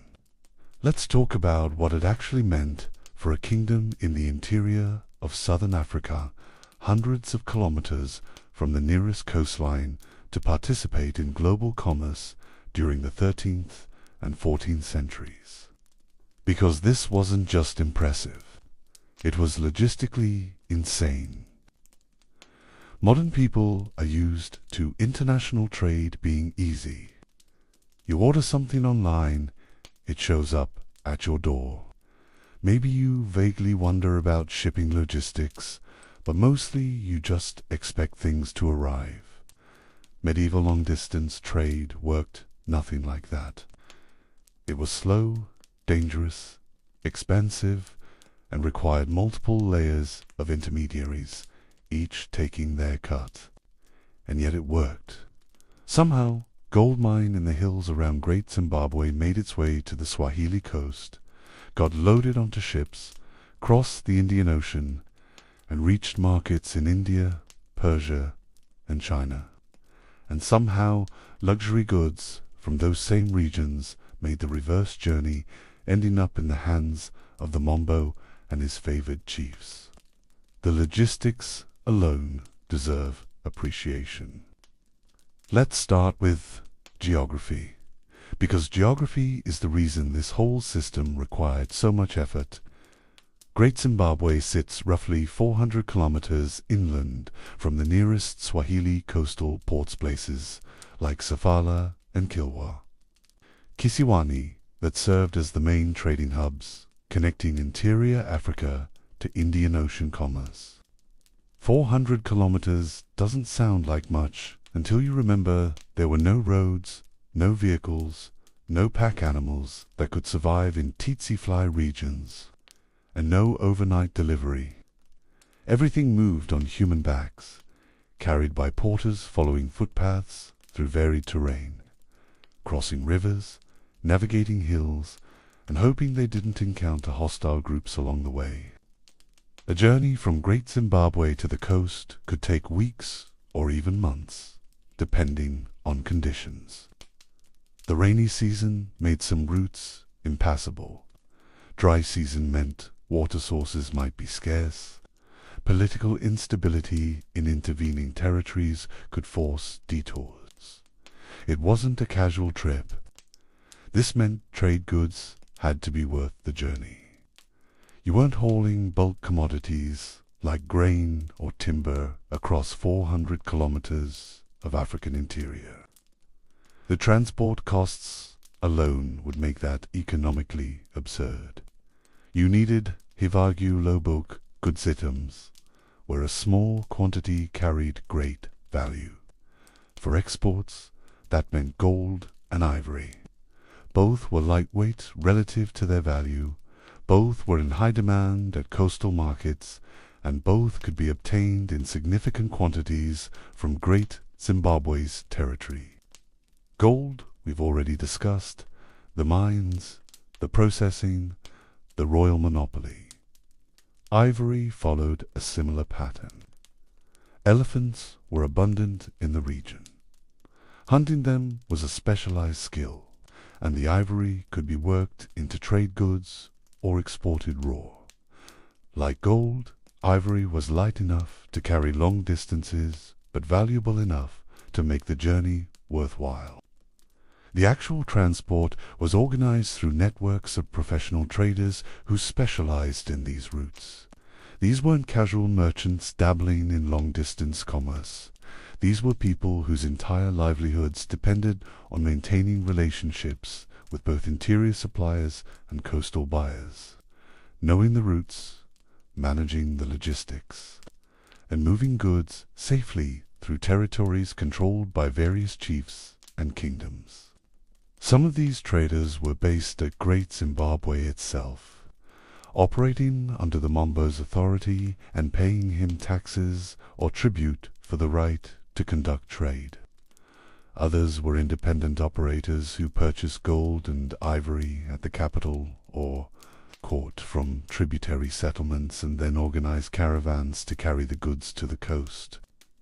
The caravans weren't small. Moving valuable goods through potentially hostile territory required numbers enough porters to carry the cargo, enough armed men to provide security, enough people to negotiate passage through intervening territories where local rulers might demand payment or tribute for allowing traders to cross their land. Imagine the supply chain. Gold mined in Zimbabwe, carried to the coast, shipped to India, traded for beads, shipped back, hauled inland, and handed to a chief to prove the king likes him. Medieval logistics, no Amazon Prime. At the coast, the goods entered a different trading system entirely. The Swahili city-states, Skilwa, Sofala, Mombasa, and others were sophisticated commercial centers with their own complex political and economic structures. These weren't simple trading posts. They were urban centers with stone architecture. Muslim populations connected to broader Islamic cultural networks, and merchants who operated across vast maritime distances. The Swahili traders who bought gold and ivory from interior sources didn't personally travel to places like Great Zimbabwe. They had their own networks of contacts and intermediaries extending inland, creating chains of exchange where goods passed through multiple hands before reaching the coast.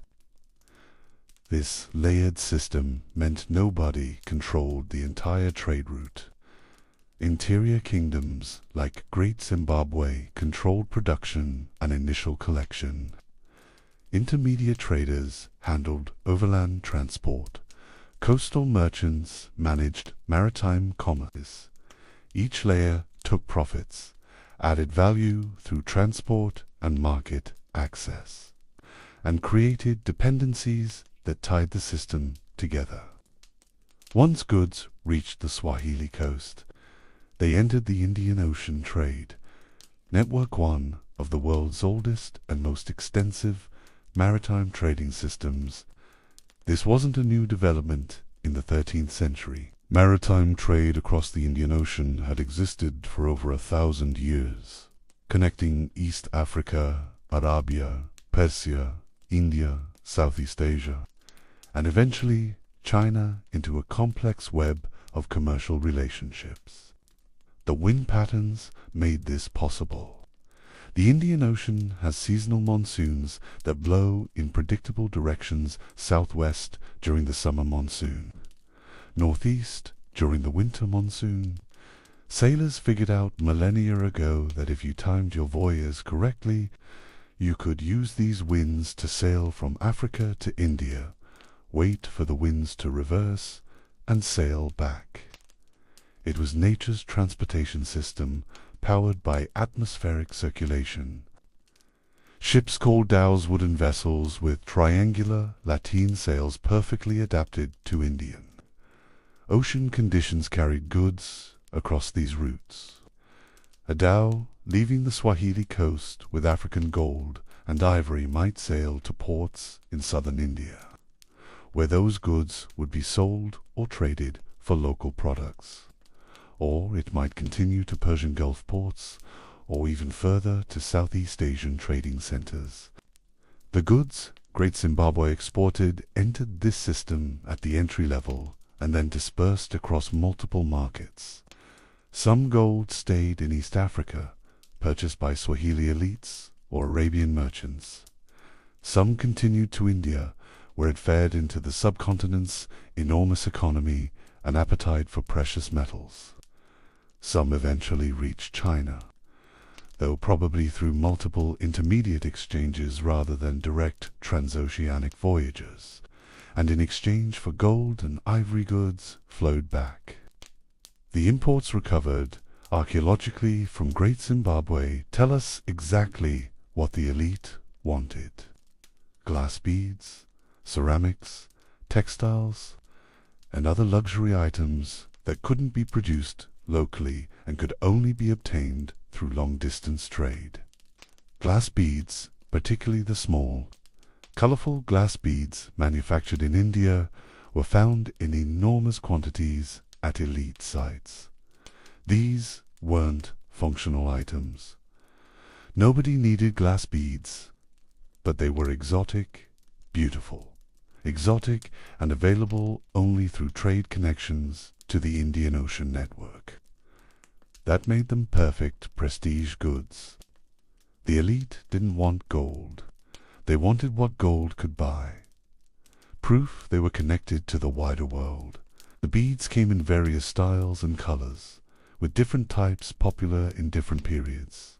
Archaeologists can actually use bead styles to help date sites and trace trade connections, because specific bead types were manufactured in particular places during particular time periods.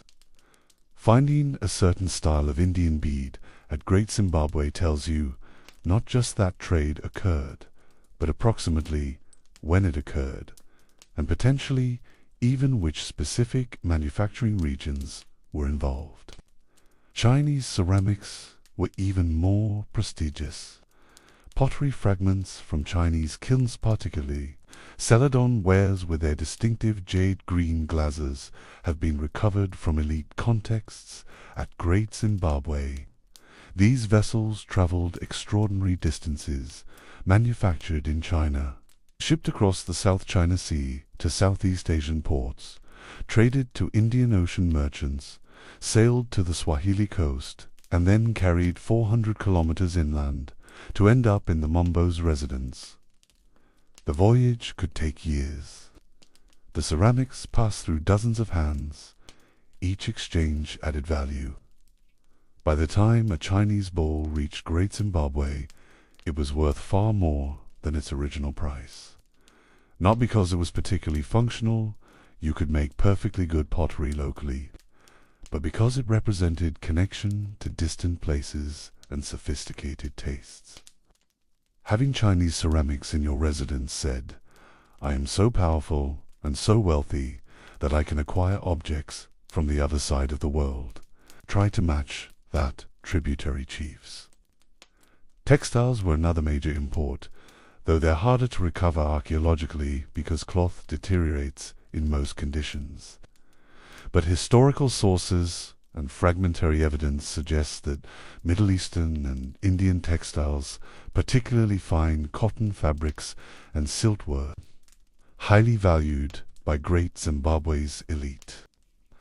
Clothing was already a marker of status in Shona society, with certain styles and materials restricted to particular classes. Imported textiles added another layer to this hierarchy. Wearing cloth that came from across the ocean wasn't just fashion. It was walking proof of international connections and economic power. The distribution of these prestige goods within Great Zimbabwe's territory was carefully managed. The Mambo received the bulk of imports, stored them in royal facilities, and then redistributed them strategically to maintain political loyalty and reward favored subordinates. If you were a tributary chief governing one of the provincial Zimbabwes, your relationship with the Mambo wasn't just abstract political allegiance. It was concrete and material. You sent gold to the capital as tribute. In return, if you remained loyal and managed your territory effectively, you might receive gifts of glass beads or Chinese ceramics or prestigious textiles. These gifts served multiple purposes. They demonstrated the Mambo's favor, elevating your status relative to other chiefs who hadn't received such gifts. They provided material proof of your connection to central authority, which you could display to your own subordinates and rivals. And they created ongoing obligation. You weren't just receiving trade goods. You were receiving evidence of the Mambo's power and generosity, which implicitly demanded continued loyalty. If the gold stopped, the beads stopped. If the beads stopped, the loyalty stopped. If the loyalty stopped, well, we'll get to that. The system was economically sophisticated but politically fragile. The entire structure of tributary loyalty and elite prestige depended on the Mambo's ability to continuously access imported luxury goods. And that access depended on a chain of connections stretching across hundreds of kilometers of land and thousands of kilometers of ocean, involving traders, merchants, ship captains, and market conditions in places the Mambo had never seen and couldn't control. Any break in that chain created problems. If interior gold production declined, the Mambo had less to trade. If coastal markets shifted to new suppliers, demand for Great Zimbabwe's gold might drop. If maritime trade routes were disrupted by piracy or political instability in distant regions, the flow of imports could slow or stop. If intermediate traders found more profitable routes or sources, they might bypass Great Zimbabwe entirely. The kingdom's political system had been built on the assumption that these connections would remain stable and profitable. As long as gold flowed out and prestige goods flowed in, the system perpetuated itself. The Mambo stayed rich and powerful. Tributary chiefs stayed loyal. The elite maintained their status distinction from commoners, and everyone understood their place in the hierarchy. But international trade is inherently unpredictable. Markets shift, routes change, resources deplete, and kingdoms that tie their political legitimacy to maintaining luxury imports are vulnerable to forces far beyond their control. Great Zimbabwe in the 13th and 14th centuries was participating in what we might recognize as an early form of globalization, economic integration across vast distances. Specialized regional production, complex supply chains, and political systems dependent on international commerce. The kingdom wasn't isolated or peripheral. It was a node in a global network, connected through trade to some of the most economically dynamic regions of the medieval world. That participation demonstrated sophistication, organizational capacity, and successful adaptation to the opportunities created by Indian Ocean trade. For several centuries, it worked brilliantly.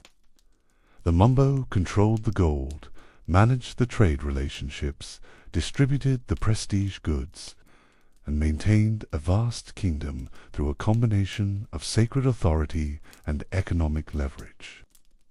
The problem with building your political system on international trade is that you're betting on stability in systems you don't control.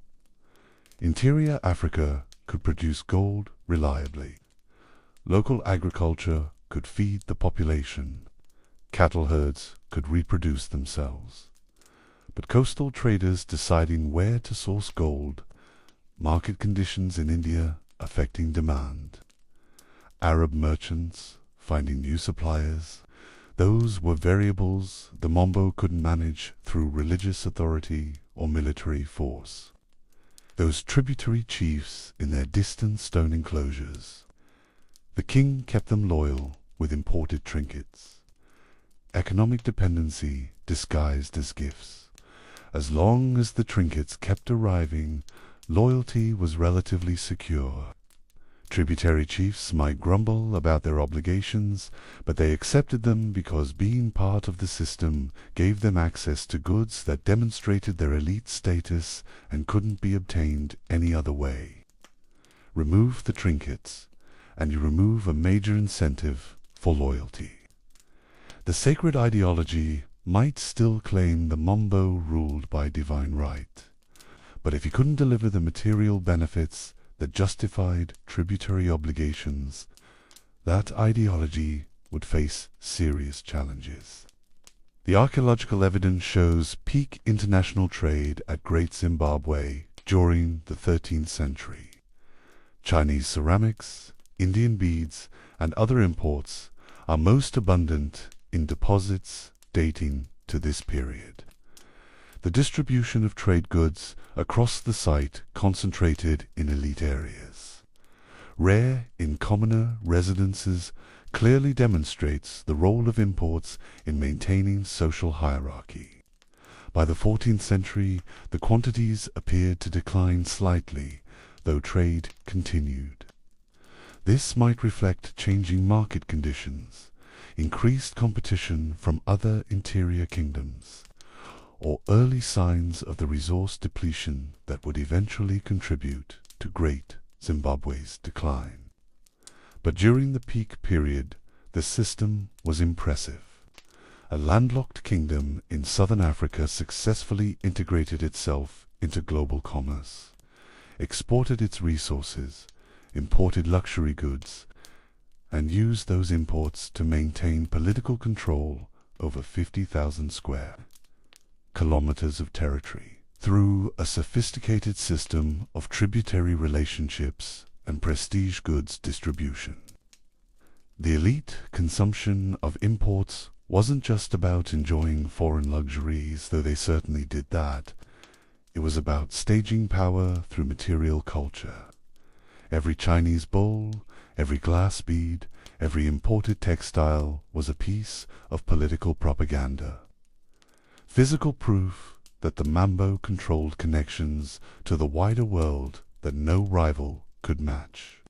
When the king of Mutapoin, of Great Zimbabwe's successor, states met Portuguese explorers in the 16th century, chroniclers described the display of prestige goods, the distribution of imported items, and the way these material objects functioned in political relationships. The pattern they observed was the continuation of systems developed centuries earlier at Great Zimbabwe, using access to international trade to maintain internal hierarchy and tributary loyalty. The Portuguese were bemused by African rulers who seemed to value glass beads and cloth as much as gold.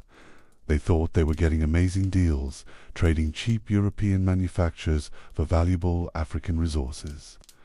What they didn't understand was that those cheap items weren't cheap in the interior African contexts. They were exotic imports that couldn't be produced locally and could only be obtained through trade connections, which made them perfect tools of political control. Great Zimbabwe had figured this out centuries before Portuguese arrival. The kingdom didn't hoard its gold, it exported it because what gold could buy was worth more than the gold itself. Control over international trade connections gave the Mambo power that local resources alone could never provide.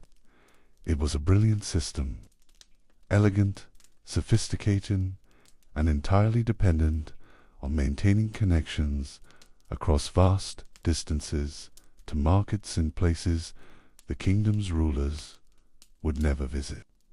For several centuries, those connections held. Traders walked the routes. Ships sailed the monsoon winds. Gold flowed out. Prestige goods flowed in. And Great Zimbabwe prospered at the center of a commercial network linking interior Africa to the Indian Ocean world. But here's the thing about systems built on multiple dependencies. They only work when all the dependencies remain stable. And by the 14th century, cracks were starting to appear. The gold deposits closest to Great Zimbabwe were becoming depleted. Newer mining operations had to go deeper, work harder for smaller yields. Production was declining, which meant less gold available for export, which meant less trade revenue, which meant fewer imported prestige goods to distribute. Meanwhile, coastal traders were exploring new sources of gold further north, where fresh deposits and less established political structures might offer better terms and higher profits. The Swahili merchants who had once made Great Zimbabwe's gold their primary inland source were developing relationships with other kingdoms, other routes, other suppliers. And in the interior, tributary chiefs who had accepted the Mambo's authority, because it came with material benefits, were starting to question whether those benefits justified the obligations. If the imported beads were becoming scarce, if the Chinese ceramics weren't arriving regularly, if the proof of the Mambo's favor was harder to obtain, maybe the sacred ideology claiming he ruled by divine right needed reconsidering. Trade had built the kingdom's power. Changes in trade patterns would challenge it. But running a 50,000 square kilometer empire takes more than trade deals and shiny imports. It takes divine authority, strategic taxation, and just enough fear to keep everyone in line. Let's talk about how the Mambo actually governed this vast territory and managed 150 potential headaches. Being king of Great Zimbabwe wasn't just a job, it was a divine calling. The Mambo ruled because the ancestors said so, because Mori said so, and because he controlled the flow of Chinese ceramics. Religion, politics, and economics all wrapped in one very complicated package. Let's start with the theoretical foundation of royal authority, because understanding how the Mambo legitimized his power explains why the system worked for as long as it did, and why it eventually collapsed when material conditions failed to support ideological claims. The Mambo wasn't just a powerful guy who happened to control a lot of territory. He was a sacred figure, divinely sanctioned to rule, serving as the intermediary between the living population and the spiritual forces that controlled prosperity, rainfall, agricultural success, and the general well-being of the kingdom.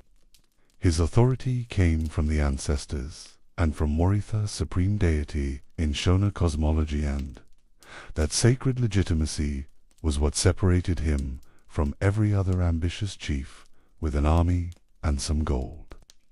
This politico-religious ideology was fundamental to how the kingdom functioned. You couldn't just challenge the Mambo's authority through military force, because you weren't just fighting a political rival, we were defying the spiritual order of the universe. The ancestors had chosen this lineage to rule. Morai had blessed this king. Going against him wasn't just rebellion, it was sacrilege. This is powerful stuff when you're trying to maintain control over a vast territory with limited means of enforcing obedience. Medieval kingdoms didn't have telecommunications, standing professional armies, or efficient bureaucracies. What they had was ideology that convinced people obedience was divinely mandated and rebellion was spiritually dangerous. The Mambo's legitimacy package, blessed by God, approved by dead ancestors, and holder of the bead distribution rights. But here's where the system gets interesting. The Mambo didn't control the religious ideology single-handedly. The sacred authority that legitimized his rule was maintained and interpreted by the Sfikyo, the spirit mediums, who resided primarily in the hill complex and served as the moral and spiritual conscience of the kingdom. The Sfikyo were powerful figures in their own right. They weren't just priests performing rituals. They were the channels through which ancestral spirits communicated with the living. When a Sfikyo went into trance and spoke, it wasn't just a person talking, it was an ancestor speaking through them, offering guidance, criticism, or approval. This created an interesting check on royal power. The Mambo might be king by divine right, but the Sfikyo could question whether he was fulfilling his sacred obligations. If the rains failed, if crops faltered, if the kingdom faced military threats or economic decline, the spirit mediums could interpret these as signs that the ancestors were displeased with the Mambo's leadership. And when the ancestors are displeased, the king has a problem that can't be solved with military force or economic leverage. The relationship between the Mambo and the Sfikyo was therefore both collaborative and potentially antagonistic. When things were going well, good harvests, successful trade, territorial stability, the spirit mediums confirmed the Mambo's divine favor and reinforced his legitimacy. The ancestors were pleased, Mori was satisfied, and the sacred order was maintained. But when things went badly, the Sfikyo had the authority to say so. They could declare that the Mambo had failed in his duties, that the spiritual covenant had been broken, that perhaps a different leader might restore divine favor. This wasn't common. The system generally supported established authority, but the possibility existed, and that possibility meant the Mambo couldn't ignore religious authorities or treat sacred obligations as irrelevant. The hill complex, perched above the great enclosure, served as a constant physical reminder of this relationship. The Mambo ruled from below, but the ancestors watched from above. Sacred authority literally looked down on political power. The practical governance of the kingdom required more than religious legitimacy, though. It required an administrative system capable of managing a territory of roughly 50,000 square kilometers, with a population probably numbering in the hundreds of thousands, spread across more than 150 separate settlements of varying sizes and importance. 150 tributary rulers, that's 150 potential rivals who needed constant reminding of who was in charge. The basic administrative structure was hierarchical and relatively decentralized. At the center was the Mambo in his capital at Great Zimbabwe, controlling the most productive gold mining regions, managing international trade relationships, and serving as the sacred and political apex of the entire system.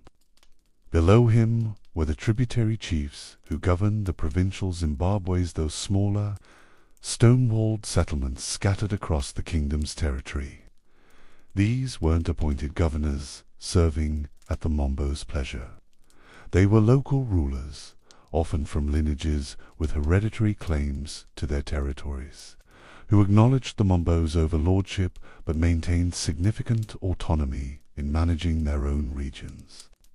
The tributary relationship worked through a combination of sacred ideology, economic incentives, and implicit military threat. Chiefs owed the Mombo tribute primarily in gold, ivory, cattle, and agricultural products delivered annually or on some other regular schedule. In exchange, they received the Mambo's protection, access to imported prestige goods, confirmation of their own authority as legitimate subordinates of the sacred king, and the right to build their own stone-walled enclosures, demonstrating their elite status. This system was brilliant in its flexibility. The Mambo didn't have to directly administer every village and farming settlement in his territory. Local chiefs handled day-to-day governance, dispute resolution, agricultural management, and all the mundane business of running a community. The Mombo's authority operated at a higher level, extracting tribute, managing external trade, redistributing prestige goods, and maintaining the sacred legitimacy that held the entire structure together.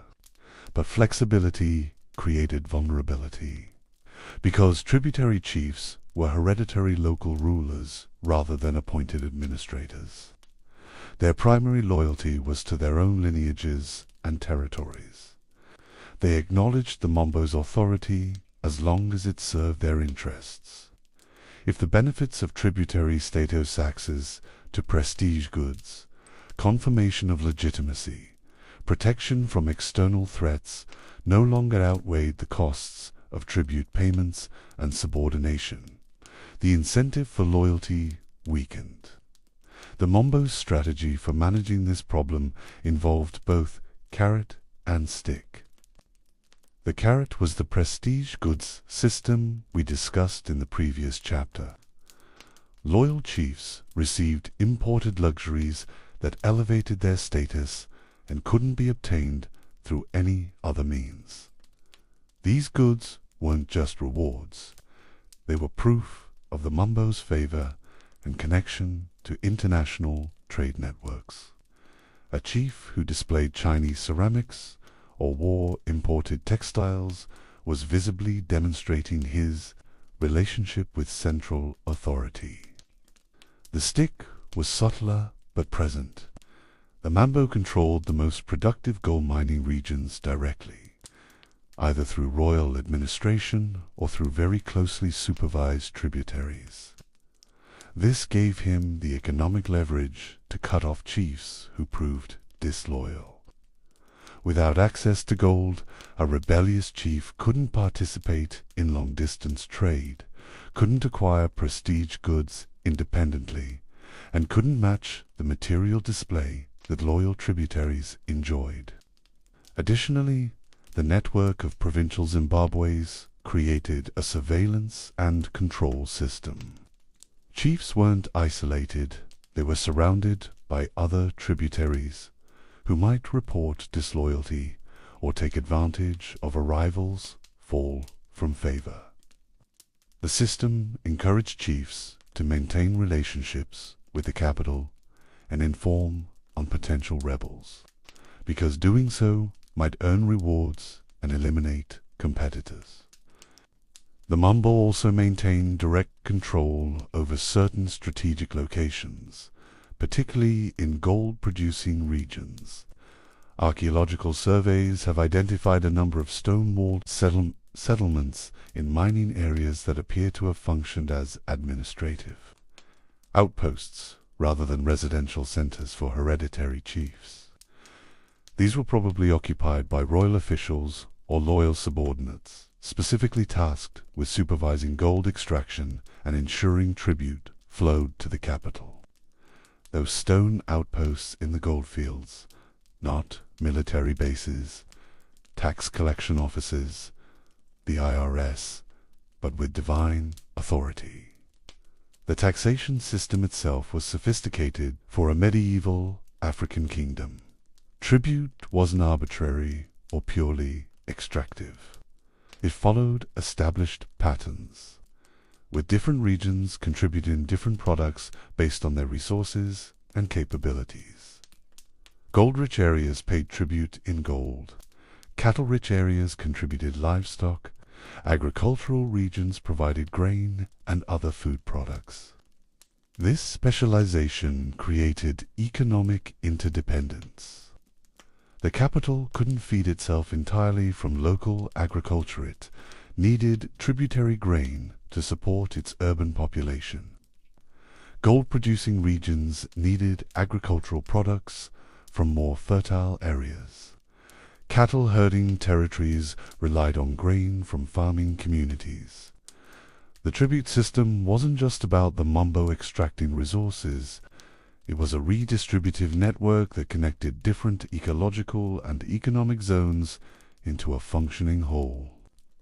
The Mambo received tribute from across the kingdom, stored it at the capital, and then redistributed portions to maintain the administrative system, reward loyal subordinates, fund construction projects, and support the royal establishment. It was taxation and redistribution, medieval style, creating flows of goods that tied the territory together economically, while reinforcing political hierarchy. But here's the critical point. The entire system depended on the Mambo's ability to demonstrate prosperity and maintain the flow of benefits to tributaries. The sacred ideology claimed he ruled by divine rights. The economic reality was that he ruled because tributary chiefs calculated that loyalty was more profitable than rebellion. Imagine managing 150 franchises, except your only leverage is religion and access to imported luxury goods. The administrative challenges were enormous. The Mambo had to track tribute obligations for more than 150 subordinate rulers, each controlling territory of varying size and productivity. He had to maintain relationships with individual chiefs, remembering family connections, honoring past services, and identifying potential threats. He had to manage disputes between tributary chiefs, adjudicating conflicts over boundaries, resources, or status. He had to coordinate military action when external threats emerged, raids from neighboring kingdoms, conflicts over border territories, or suppression of rebellious subordinates. The kingdom didn't maintain a standing professional army. Military forces were raised from tributary chiefs when needed, which meant the Mambo had to ensure those chiefs remained loyal enough to answer the call and provide warriors when required. He had to manage the religious establishment, maintaining good relations with the Svikuro while ensuring they didn't challenge his authority too directly. He had to perform the ritual obligations that demonstrated his sacred role, agricultural ceremonies, ancestral offerings, consultations with spirit mediums that confirmed his divine favor. And he had to maintain the economic system that funded everything: the gold extraction, the long-distance trade, the accumulation of imported prestige goods, and their strategic distribution to keep tributary chiefs satisfied. It was a lot. Most Mambos didn't rule alone. The evidence suggests that the Mambo was often supported by a designated sibling or close relative who helped manage administrative and ritual duties. This collaborative rulership distributed the workload and created some redundancy in the system, the Mumble died suddenly. His designated partner could maintain continuity while succession was negotiated. Succession itself was probably the most dangerous moment in the kingdom's political cycle. The Mumbo's position was hereditary, but Shona's succession practices weren't straightforward. Primogeniture, where the eldest son automatically inherited. Instead, succession could be contested among male relatives of the deceased Mambo, with the choice influenced by the Savicchio's interpretation of ancestral preferences, the political support of major tributary chiefs, and the military resources different candidates could mobilize. This meant each succession was potentially destabilizing. Rival claimants might fight for the position. Tributary chiefs might use the uncertainty to assert greater autonomy or switch loyalty to candidates who promised better terms. The religious authorities might split over which candidate the ancestors favored. Successful kingdoms managed these transitions without major disruption. But weak kingdoms could fragment during succession crises, with territorial breakaway and civil conflict destroying the political unity that had taken generations to build.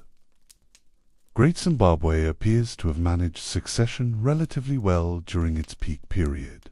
The kingdom maintained political coherence across multiple reigns and successfully transmitted authority from one generation to the next. But the potential for crisis was always present, another source of fragility in a system that looked stable until it wasn't. The territorial extent of the kingdom, 50,000 square kilometers, was impressive by any standard, but particularly for a medieval Afrikaans state without modern transportation or communication. The Mambo's authority reached regions several weeks' travel from the capital, across terrain that included fertile valleys, gold-bearing hills, pastoral plateaus, and defensive borderlands. The network of provincial Zimbabwe's extended this authority into distant regions. These smaller, stone-walled settlements, some quite elaborate, others relatively modest, served as regional centers where the Mambo's authority was represented by local chiefs, who had built stone enclosures imitating the capital's architectural style. The stone walls themselves were political communication. Building in stone required resources, labor, and technical knowledge that not everyone possessed. The Mambo granted or withheld permission for stone construction, and the size and elaboration of provincial Zimbabwe's reflected the status of the chiefs who built them. A major tributary chief governing a strategically important region might build a Zimbabwe with impressive walls, multiple enclosures, and architectural features that echoed the capital, though never matching its scale.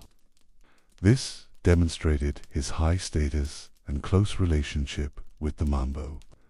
A minor chief or a recently appointed subordinate might be permitted only modest stone walls, just enough to mark elite status, but clearly subordinate to more important tributaries. The architectural hierarchy mirrored and reinforced the political hierarchy, and potential rivals. They got their own nice stone enclosures, conveniently far away from the capital. Can't stage a coup if you're not invited to the party. The geographical distribution of provincial Zimbabwe's wasn't random. They were concentrated in several key zones: gold mining regions where direct supervision was essential, border territories where defensive positions and visible authority helped maintain territorial claims, and trade routes where controlling movement of goods was economically and politically valuable. This strategic placement created a network of control points, extending the Mambo's reach across the kingdom's territory. Tribute flowed toward the capital along these routes. Imported prestige goods flowed outward to reward loyalty. Information traveled both directions, chiefs reporting to the capital on conditions in their regions. The Mambo issuing instructions or responses to local situations. The system worked remarkably well for several centuries. The kingdom expanded. The number of tributary settlements increased. Gold production funded international trade, and the Mambo's authority seemed secure. Archaeological evidence shows that during the 13th century, Great Zimbabwe's peak period, the capital was growing. Construction was ongoing. Trade goods were abundant, and provincial Zimbabwe's were multiplying across the territory. It looked like a stable system, successfully managing the inherent tensions between centralized authority and regional autonomy, between sacred legitimacy and material benefits, between the Mambo's extraction of tribute and his obligation to redistribute prosperity. But stability in complex systems is often illusory. What looks permanent when conditions are favorable can prove fragile when circumstances change. The Mambo's authority rested on multiple supporting pillars: sacred ideology, economic prosperity, access to prestige goods, control over gold production, successful management of tributary relationships, and the continued favor of the ancestors, as interpreted by the Svikiro. Remove or weaken any of these pillars, and the structure became unstable. Remove several simultaneously, and collapse was inevitable. The conical tower wasn't just storage. It was proof the king would feed you, or not.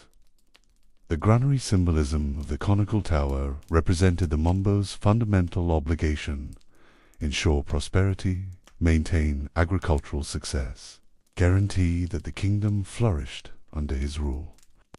When people looked at that tower, they were reminded that the king's legitimacy wasn't just abstract divine favored, was concrete, material reality. The ancestors blessed him so that crops would grow, cattle would multiply, trade would prosper, and people would be fed. This created clear standards for measuring the Mambo's success. Divine favor should produce visible results.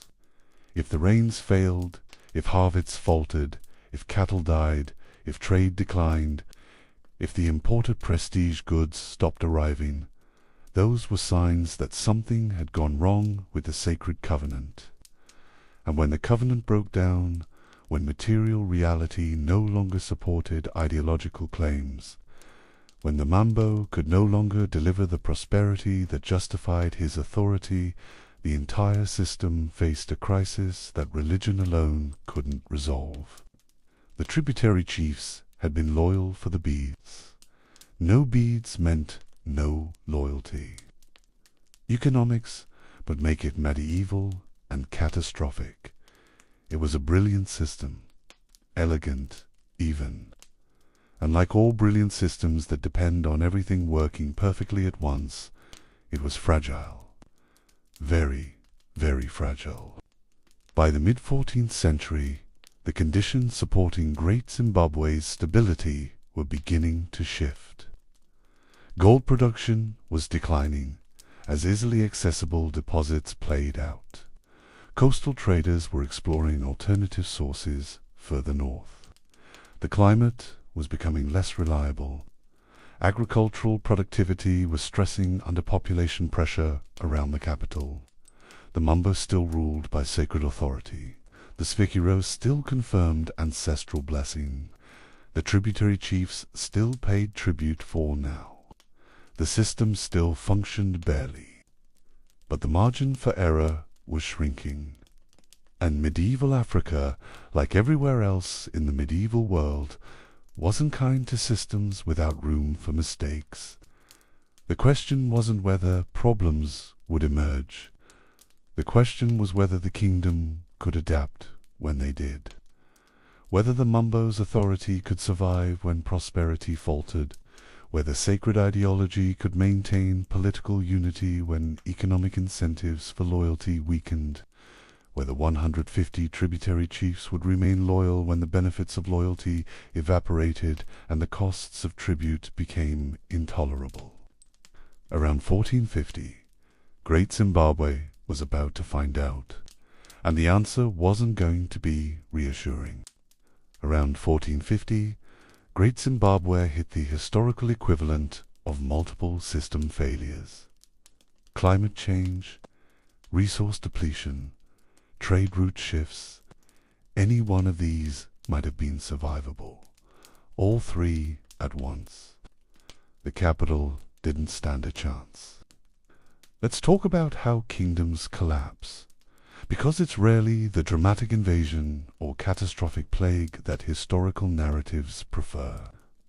Most of the time, collapse is messy, gradual, and caused by multiple interconnected failures that compound each other until the system can't adapt anymore. Great Zimbabwe's decline fits this pattern perfectly, a cascade of problems, each one making the others worse, until staying at the capital became impossible and leaving became inevitable. The first crisis was environmental, and it was the kind of problem that medieval societies were spectacularly ill-equipped to handle: severe climate change. When it rains, it pours. When it doesn't rain in medieval Zimbabwe, your entire civilization collapses. The archaeological and climatological evidence indicates that southern Africa experienced significant climate shifts during the 15th century. The region entered a period of reduced rainfall and increased drought, frequency part of broader global climate patterns affecting multiple regions during what's sometimes called the Little Ice Age. Though the impacts varied considerably by location, for Great Zimbabwe, reduced rainfall meant agricultural crises. Remember, the kingdom's foundation was reliable food production from fertile soils and adequate rainfall. The agricultural surplus fed the urban population at the capital, supported the elite who didn't farm, provided tribute to maintain the administrative system, and funded the labor forces that built walls and mined gold. When the rains failed, that entire foundation cracked. Droughts weren't unprecedented in the region's southern African climate has always been variable, with periodic dry years interspersed with wetter periods. Agricultural societies had coping mechanisms for short-term drought: stored grain, dietary flexibility, temporary migration to more favorable areas, and religious ceremonies intended to restore rainfall. But prolonged climate shifts were different. This wasn't a bad year followed by recovery. This was a fundamental change in precipitation patterns that made the Great Zimbabwe Valley less agriculturally productive than it had been during the kingdom's peak centuries. Crop yields declined. The sorghum and millet that had reliably produced surplus became less dependable. Agricultural communities around the capital struggled to feed themselves, let alone produce tribute for the elite. Cattle herds suffered as pastures deteriorated and water sources became unreliable. The demographic pressure made everything worse. Great Zimbabwe, at its peak, had supported a substantial urban population. Estimates range from 10,000 to 20,000 people in the capital and immediate surroundings, though exact numbers are debated. This concentration of people had been sustainable when agricultural conditions were favorable and trade was prosperous. But when rainfall declined and agricultural productivity dropped, the capital's population became a Malthusian trap. Too many people depending on agricultural land that could no longer support them. Too many mouths to feed from harvests that were shrinking. The conical tower was supposed to symbolize plenty. Now it symbolized failure. The Mambo's sacred legitimacy was built on the promise of prosperity. His divine favor from the ancestors and Morari was supposed to manifest in successful harvests, healthy cattle, and general well-being for the kingdom. When crops failed and livestock died, those weren't just economic problems, they were signs that the sacred covenant had broken down. This Fakiro on the hill complex would have interpreted the environmental crisis in religious terms. The ancestors were displeased. Muwari was withholding blessing. Perhaps the Mambo had failed in his ritual obligations. Perhaps he had made decisions that violated sacred prohibitions. Perhaps the spirits required different leadership to restore prosperity. This created a legitimacy crisis on top of the material crisis. The Mambo couldn't just announce, sorry, climate change and expect people to shrug and accept starvation. In the ideological framework of the kingdom, persistent agricultural failure meant persistent divine disfavor, and a king who couldn't maintain divine favor couldn't maintain political authority. But the environmental crisis, devastating as it was, wasn't the only problem destroying the kingdom's stability. The economic foundation was collapsing simultaneously. Remember all that gold? It was running out, not overnight, not completely, but the easily accessible, high-yield deposits that had funded Great Zimbabwe's peak were becoming depleted. Centuries of extraction had worked through the richest surface deposits. Mining operations had to go deeper, work harder, and process more or for diminishing returns. Gold production was declining precisely when the kingdom needed it most, with agricultural crisis reducing local prosperity. The Mamba needed gold exports to maintain international trade and acquire the prestige goods that kept tributary chiefs loyal. But the gold was becoming scarcer, harder to extract, and less abundant. This created a vicious cycle. Declining gold production meant less trade revenue. Less trade revenue meant fewer imported prestige goods. Fewer prestige goods meant less leverage to maintain tributary loyalty. Declining tributary loyalty meant less control over gold-producing regions. Less control over gold regions meant even lower production. The system that had appeared so stable during the kingdom's peak gold funding trade producing prestige goods ensuring loyalty, loyalty maintaining gold productions, started running in reverse. Archaeological evidence from gold mining sites around Great Zimbabwe shows declining activity during the 14th and 15th centuries. Mines that had been productive for generations showed reduced working. New deposits weren't being opened at rates sufficient to replace depleting sources. The infrastructure of extraction that had powered the kingdom's economy was deteriorating. The Mambos still needed gold. The coastal traders still wanted it. But the fundamental economic reality was that the surrounding region couldn't produce gold at previous levels. The resource base that had built the kingdom's prosperity was finite, and it was running out.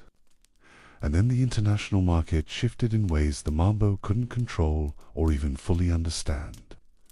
The geopolitical shock came from the coast, where Arab and Swahili traders who had long relied on Great Zimbabwe's gold were developing new sources further north.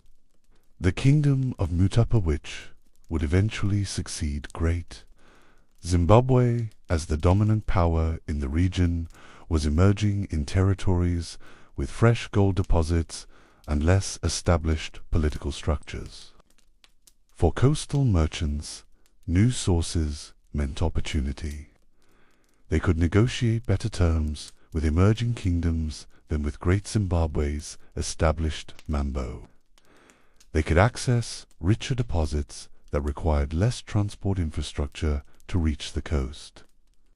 They could build relationships with rulers who were eager to establish trade connections and might offer more favorable conditions than the existing arrangement with Great Zimbabwe. Great Zimbabwe was being economically bypassed. The trade routes that had connected the capital to Indian Ocean commerce for centuries were shifting northward. Caravans that used to terminate at Great Zimbabwe were stopping at other centers.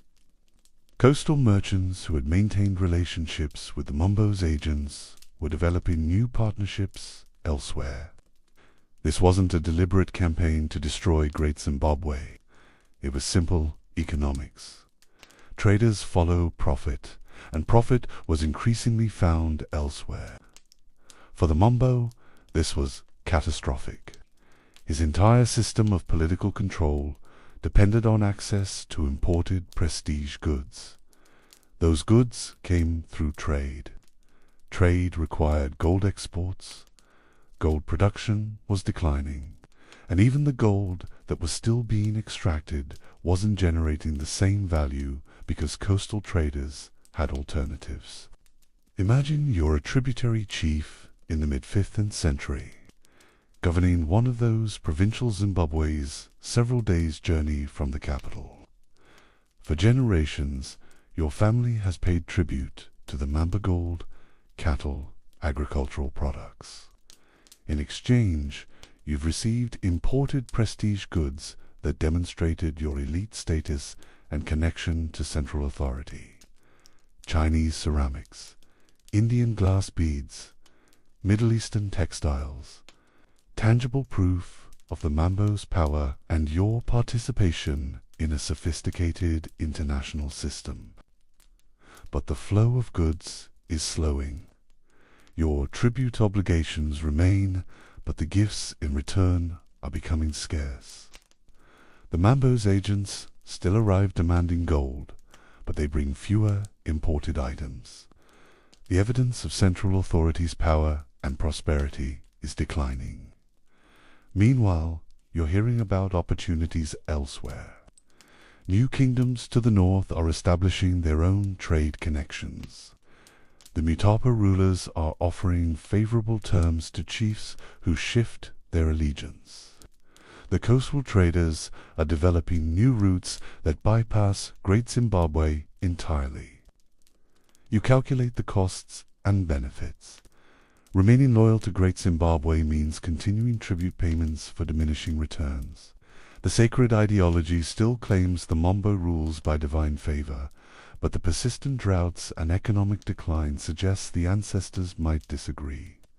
The material incentives for loyalty are eroding while the obligations remain constant. What do you do?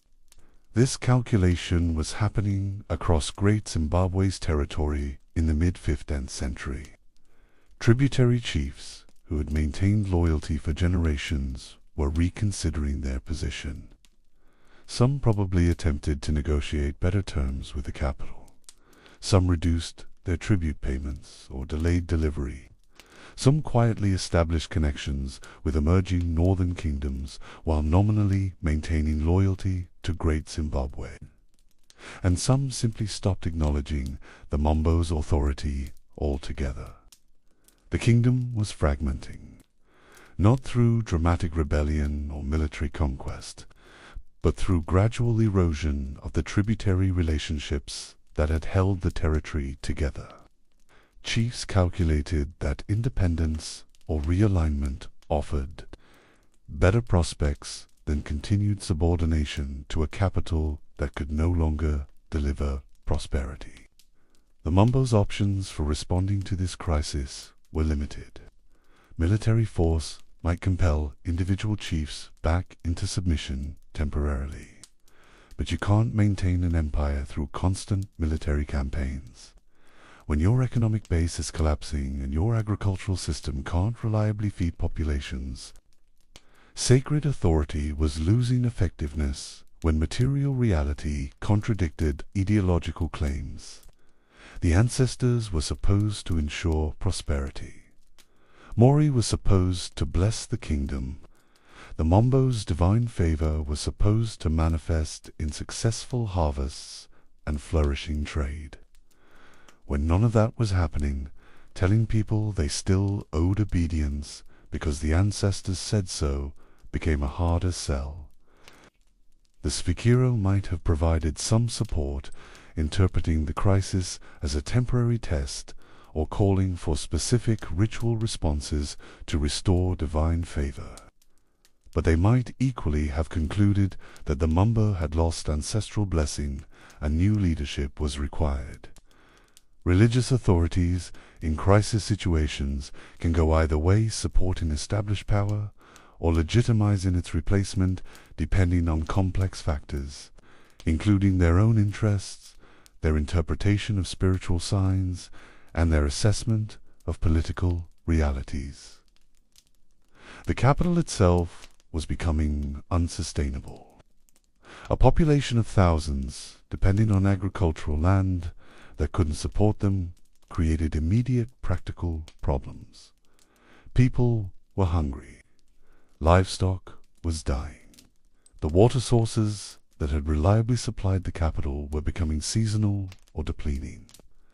The urban concentration that had been a sign of power and prosperity during favorable conditions became a liability when conditions deteriorated. And unlike modern cities, Great Zimbabwe couldn't import food from distant regions through well-developed transportation networks. The kingdom's infrastructure was designed to extract tribute from surrounding territories and funnel it to the capital. When those territories couldn't produce surplus because of drought and population pressure, there was no alternative food supply. Because why would they? For several centuries, the system had worked. Agriculture had been productive, gold had been abundant, trade had been profitable, the tributary network had remained stable, every generation of leadership had managed the kingdom successfully and passed it on to successors who inherited a functioning system, until they didn't. The collapse took decades, not years. This wasn't a sudden catastrophe that destroyed the kingdom overnight. It was a grinding decline as conditions worsened, populations decreased, tributary relationships frayed, and the capital became progressively less viable as a population center. Archaeological evidence shows declining occupation at Great Zimbabwe during the mid to late 15th century. The quantity and quality of imported trade goods decreases. Construction activities cease. The population contracts. Areas that had been densely occupied show signs of abandonment. People were leaving. Some migrated to more favorable agricultural regions. Some followed emerging opportunities in northern territories where new kingdoms were forming.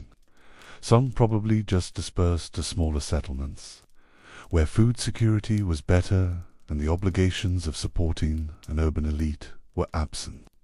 The Great Stone Wall still stood because stone walls don't care about economic crises or climate change, but the people who had built them maintained them, and lived among them were making rational decisions about survival and prosperity. And those decisions increasingly involved leaving. The Mombo's authority was evaporating. Tributary chiefs were defecting. The economic system was broken. The agricultural base couldn't support the population. The religious legitimacy was questioned.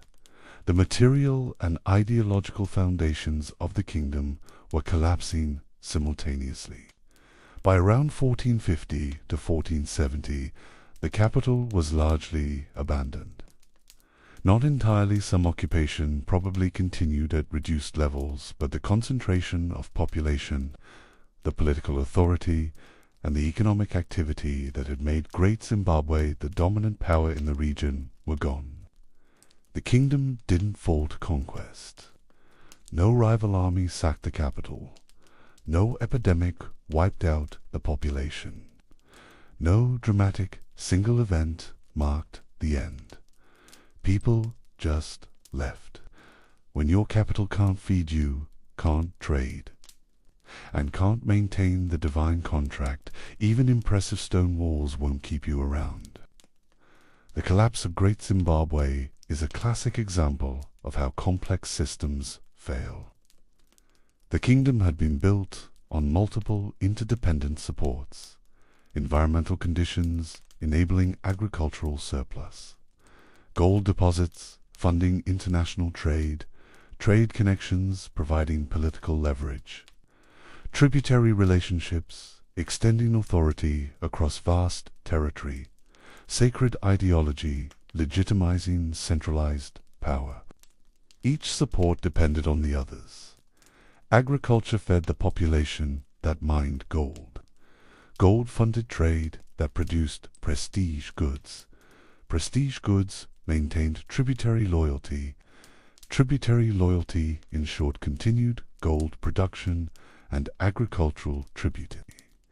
Sacred ideology justified the extraction of resources and the hierarchy of power. As long as all these elements functioned, the system was stable and self-reinforcing. But when multiple elements failed simultaneously, climate change undermining agriculture, resource depletion reducing gold production, market shifts disrupting trade, the interdependencies that had created stability created cascading failure.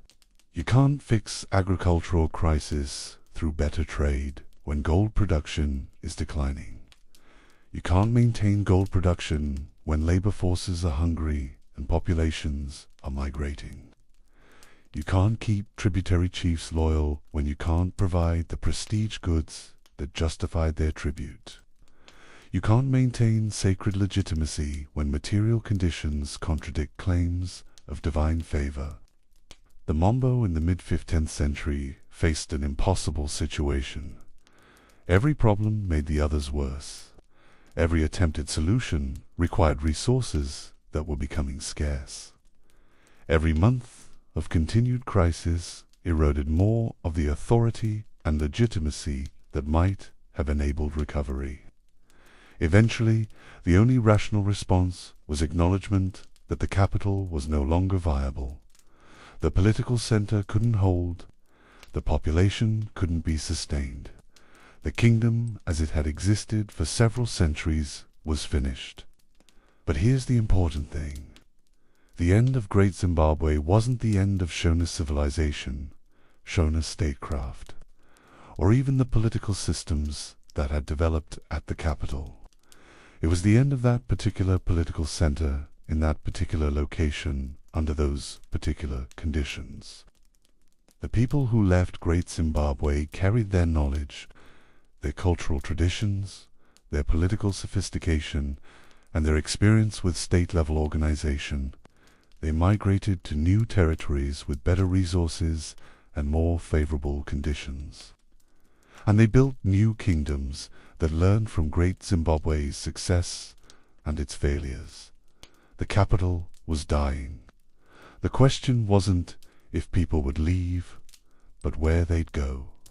And the answer was north toward new resources, new land, and new kingdoms that would carry the Shona legacy forward. Great Zimbabwe didn't fall to invasion. No army sacked it. No plague wiped it out. People just ... left. When your capital can't feed you, can't trade, and can't maintain the divine contract, even impressive stone walls won't keep you around. The abandonment of Great Zimbabwe around 1450 to 1470 CE represents one of those historical moments that feels anticlimactic when you're expecting drama. There was no final battle, no desperate siege, no documentary evidence of the last Mambo ordering the evacuation.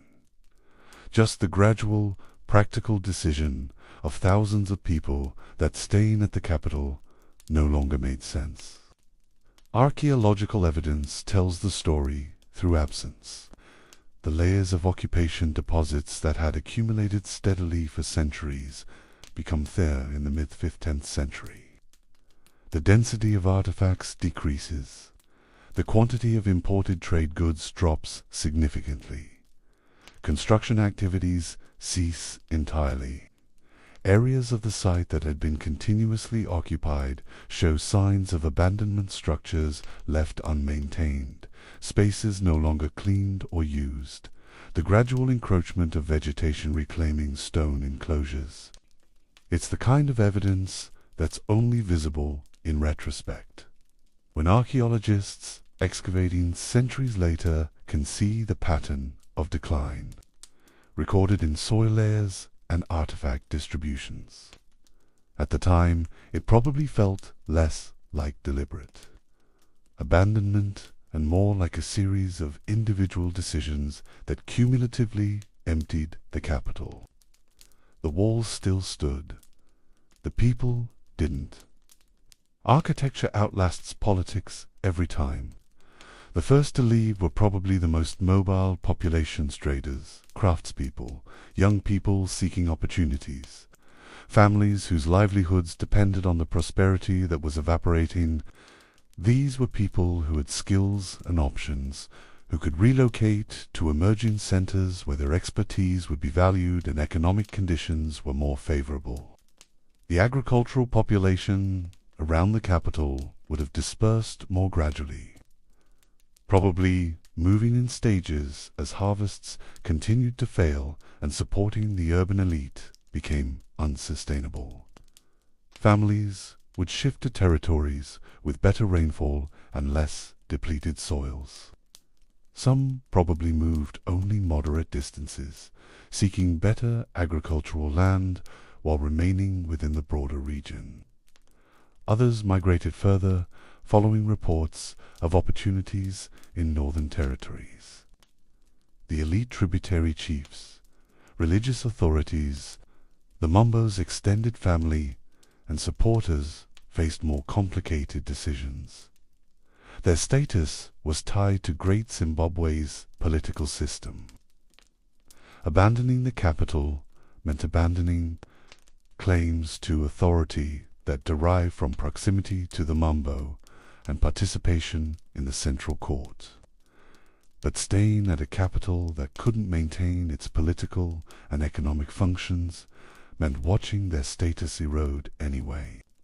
Some elite families probably attempted to maintain their positions as long as possible, hoping conditions would improve or that their accumulated prestige would translate to influence in whatever political arrangement emerged. Others recognized earlier that the center couldn't hold and repositioned themselves to take advantage of opportunities in emerging northern kingdoms. The Mambo himself, whoever held that position during the final decades of the capital's viability, faced an impossible situation. His sacred authority derived from his ability to maintain prosperity and mediate between the people and divine forces. When prosperity collapsed and divine favor seemed absent, his legitimacy was fundamentally challenged. He couldn't force people to stay through military power. Alone medieval African kingdoms didn't have the coercive apparatus to prevent mass migration of populations who had decided better options existed elsewhere. He couldn't restore prosperity through ritual when the material problems were environmental and economic rather than spiritual. He couldn't maintain the tributary network when chiefs calculated that independence or realignment served their interests better than continued subordination. At some point, probably after years or decades of decline, even the Mambo had to acknowledge reality. The capital was finished. The kingdom, as it had existed, was finished. Continuing to occupy Great Zimbabwe meant presiding over a deteriorating remnant rather than a functioning state. Those provincial stone outposts that controlled the gold regions, now just expensive real estate with no tenants. The network of tributary Zimbabwe's that had extended the Mombo's authority across 50,000 square kilometers fragmented as central authority collapsed. Some of these settlements were probably abandoned simultaneously with the capital, particularly those that had been most dependent on the trade networks and administrative connections centered at Great Zimbabwe. Others transitioned to independent chiefdoms, with local rulers who had previously acknowledged the Mambo's overlordship now governing autonomously. The stone walls remained. You don't tear down impressive architecture just because your tributary obligations ended, but their political meaning changed. They went from symbols of connection to central authority to symbols of independent, chiefly power. And some of the more strategically located or resource-rich provincial centers became nuclei for new political formations. Chiefs who controlled favorable territories, maintained access to gold or trade routes, or possessed sufficient military and economic resources could establish themselves as regional powers, potentially attracting populations and supporters who were leaving Great Zimbabwe and seeking new political arrangements. The migration wasn't random dispersion. It was directional, purposeful, and organized. People moved toward opportunities, and the greatest opportunities lay north. The northern territories, particularly the region around the Zambezi River Valley and the areas that would become the heartland of the Kingdom of Mutapa, several advantages over the Great Zimbabwe Valley in the mid-15th century. The gold deposits that were richer and less exploited. The agricultural land was more favorable. The access to trade routes toward the northern Swahili ports like Kilwa was more direct, and the political landscape was less structured, offering opportunities for ambitious leaders to establish new kingdoms without competing against centuries of established authority. The Kingdom of Mutapa emerged from this migration, founded by rulers who carried the political traditions, administrative practices, and cultural sophistication of Great Zimbabwe northward into new territories. The Kingdom of Mutapa took the playbook north: control the gold, control the trade, control the prestige goods. They'd learned from Great Zimbabwe's mistakes. The Mutapa rulers understood exactly how Great Zimbabwe's system had worked and why it had collapsed. They knew gold control was essential. They knew access to international trade provided the prestige goods necessary to maintain tributary loyalty. They knew sacred ideology had to be backed by material prosperity, and they knew that dependence on depleting resources in a single region was a vulnerability. So they built a kingdom that was more geographically dispersed, less dependent on a single urban capital, and more flexible in adapting to changing economic and environmental conditions. The Mutapa kingdom maintained administrative centers but avoided the concentrated urban population that had made Great Zimbabwe vulnerable to agricultural crises. They controlled multiple gold-producing regions rather than dependent on deposits around a single capital. They developed relationships with multiple coastal trading partners rather than relying on established routes that could shift. The cultural and political continuity between Great Zimbabwe and Mutapa is clear in multiple ways. The Mutapa rulers came from Shona lineages and maintained Shona cultural practices, religious beliefs, and social organization. The title Mutapa itself derives from Shona language, the administrative structure of tributary chiefs, sacred kingship, and prestige goods distribution followed patterns established at Great Zimbabwe. Portuguese sources from the 16th century, when European explorers first made contact with the Mutapa kingdom, describe political systems, religious practices, and economic arrangements that clearly descended from Great Zimbabwe traditions. The Portuguese encountered Mutapa rulers who controlled gold production, managed long-distance trade, distributed imported goods to maintain tributary loyalty, and claimed sacred authority derived from ancestors and Muari. The system worked just in a different location, with adaptations based on Great Zimbabwe's experience. Other successor states emerged from the Great Zimbabwe diaspora as well.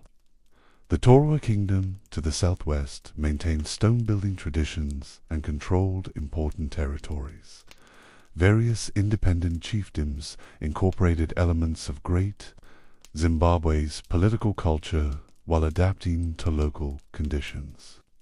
The Shona political tradition didn't end with Great Zimbabwe's abandonment. It dispersed, evolved, and continued in multiple centers across the region. The sophisticated statecraft, the architectural traditions, the economic systems, and the religious ideologies that had developed over centuries at Great Zimbabwe became the foundation for new kingdoms that carried those traditions forward. Abandonment is history's polite word for "this isn't working anymore. Let's try somewhere else." But what about Great Zimbabwe itself? What happened to the massive stone structures, the hill complex, the great enclosure, the conical tower, after the population left? The walls remained because granite doesn't care about political collapse. The structures stood for centuries with minimal human occupation, slowly weathering, gradually accumulating vegetation, serving occasionally as shelter or meeting places for people passing through the region, but no longer functioning as a political capital or urban center. Local populations maintained cultural memory of the site. Oral traditions preserved knowledge that this had been a great city built by ancestors, that powerful rulers had lived there, that the structures represented a sophisticated civilization.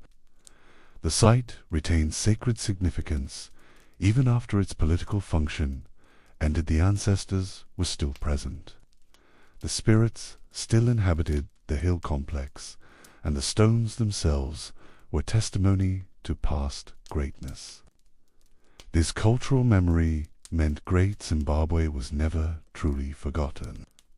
Despite colonial-era claims that it had been lost until European explorers discovered it, the Shona people knew exactly what Great Zimbabwe was, where it was, and who had built it. They just weren't in the habit of explaining their history to armed colonizers who were busy inventing alternative narratives. When European explorers encountered the ruins in the late 19th century, prompting the denials and exotic theories we discussed in the opening chapters, they were seeing a site that had been abandoned for political and economic reasons. Approximately 400 years earlier, the stones had weathered, the wooden structures that had existed within the stone enclosures had long since decayed. The imported ceramics and beads that had once marked elite status were buried in archaeological deposits or scattered by later activities. But the fundamental architectural achievement remained visible and impressive. The walls demonstrated the same engineering sophistication that had made them stable for centuries. The layout still communicated the social hierarchy and sacred geography that had structured the medieval kingdom. The scale still conveyed the organizational capacity and centralized authority required for construction. Colonial authorities looked at those walls and couldn't accept that Africans had built them. They invented increasingly absurd theories rather than acknowledge indigenous achievement.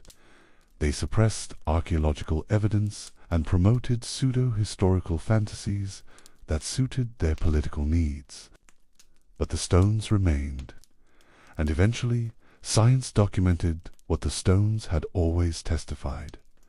This was an African achievement built by African peoples, representing sophisticated African civilization that thrived for centuries before internal crises and environmental challenges made the capital unsustainable. The abandonment of Great Zimbabwe wasn't a failure of Shona civilization. It was an adaptation to changing conditions. The political center became non-viable, so the political center moved.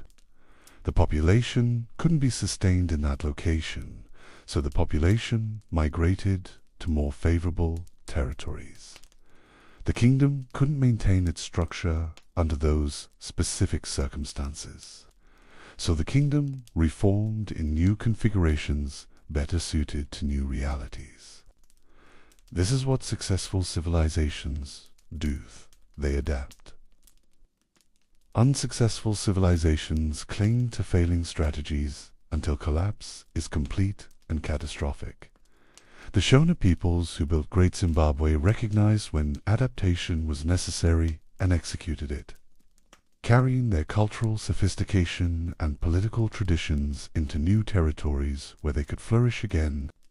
The kingdom of Mutapa, at its height in the 16th and 17th centuries, controlled territories even larger than Great Zimbabwe had governed. It maintained sophisticated administrative systems, managed international trade with both Swahili and eventually Portuguese merchants, and demonstrated the continued vitality of Shona statecraft. Portuguese chroniclers, despite their European biases and colonial intentions, couldn't help but acknowledge the sophistication of Mutapa's political organization. Their accounts describe elaborate court protocols, complex tributary systems, sacred kingship supported by religious authorities, and economic networks that controlled gold production and long-distance trade. These were the same systems Great Zimbabwe had pioneered centuries earlier, adapted and refined in new contexts. The stone walls at Great Zimbabwe stood as monuments to what had been and testimony to what Shona civilization could achieve. But the real legacy wasn't the abandoned stone sit, was the living political traditions that continued in successor kingdoms, demonstrating that architectural monuments are less important than the knowledge, sophistication, and adaptability that created them. Buildings decay, knowledge transfers, political systems evolve, cultural traditions adapt. The Shona peoples who built Great Zimbabwe passed their achievements forward, not through maintaining a specific capital city, but through carrying their civilization's sophistication into new territories and new political formations. That's the actual story of Great Zimbabwe's abandonment. Not the end of something, but the transformation and continuation of Shona statecraft under new conditions in new locations. The kingdom moved on, the stones stayed behind. And centuries later, those stones would become the center of another battle this time, over who got to claim them as their heritage. Because the stones that outlasted the medieval kingdom would become weapons in 20th century ideological warfare, symbols in struggles over African history and colonial narratives, and eventually national emblems of a modern nation reclaiming its past. The medieval abandonment was practical and rational people leaving an unsustainable capital for better opportunities. The modern reclamation would be political and symbolic people fighting to restore ownership of their own history against colonial attempts at erasure. The walls witnessed both stories. They stood through medieval collapse and modern resurrection. They remained while populations departed and eventually returned. They testified silently to sophisticated African achievement, while colonizers invented fantasies to deny it.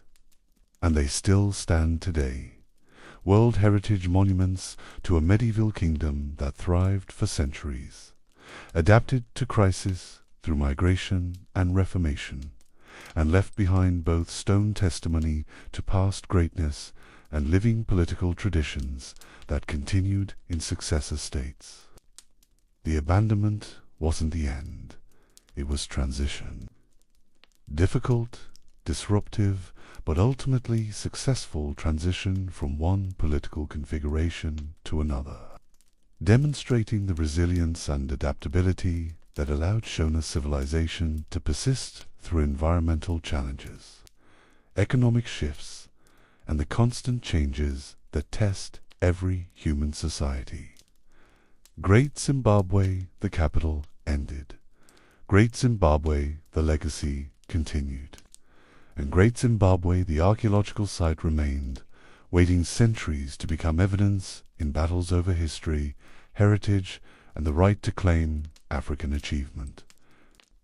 Today, Great Zimbabwe is a World Heritage Site, the namesake of a nation and a symbol of indigenous African achievements. But getting here required winning 2 wars, one against colonial looters, and one against people who still can't accept that Africans built it. Let's talk about what happened to Great Zimbabwe between its medieval abandonment and its modern recognition, because this story is almost as dramatic as the kingdom's original rise and fall, except this time the drama involves archaeological vandalism, systematic looting, ideological warfare, and a fight over historical narrative that continues to this day. We left off with the capital abandoned around 1450 to 1470 CE, the population dispersed to more favorable territories, and the massive stone structures standing empty as testimony to a sophisticated civilization that had adapted to crisis through migration rather than collapse into chaos. For several centuries after abandonment, Great Zimbabwe existed in a kind of historical limbo. The structures remained physically impressive stone walls, don't deteriorate quickly, especially when built with the engineering sophistication the Great Zimbabwe masons had employed. The site retained cultural and religious significance for local Shona populations, who maintained oral traditions about the city's origins and importance. The ancestors were still present on the hill complex. The spirits still inhabited the sacred spaces. Local people understood that this had been a great capital built by their forebears, that powerful rulers had lived there, that the stones represented achievements worthy of respect and memory.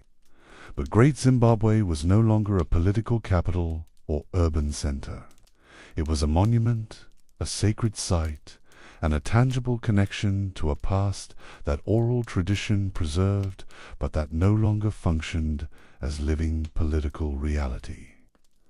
Then Europeans arrived, and everything got complicated.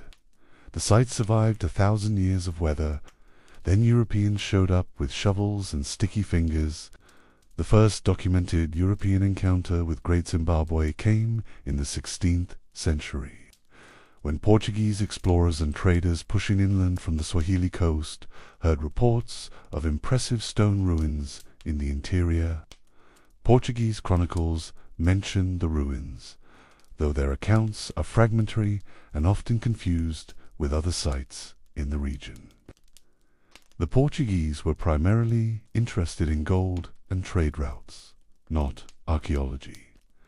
They noted the existence of stone structures, acknowledged they were impressive, and moved on to more immediately profitable concerns, like negotiating with the kingdom of Mutapa and trying to control gold exports. But the Portuguese accounts are historically significant because they documented European awareness of Great Zimbabwe relatively soon after its abandonment as a capital.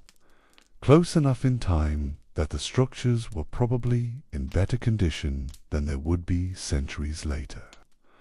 And while oral traditions about the sites, origins, and functions were still relatively recent and detailed, the Portuguese didn't notably deny that Africans built Great Zimbabwe.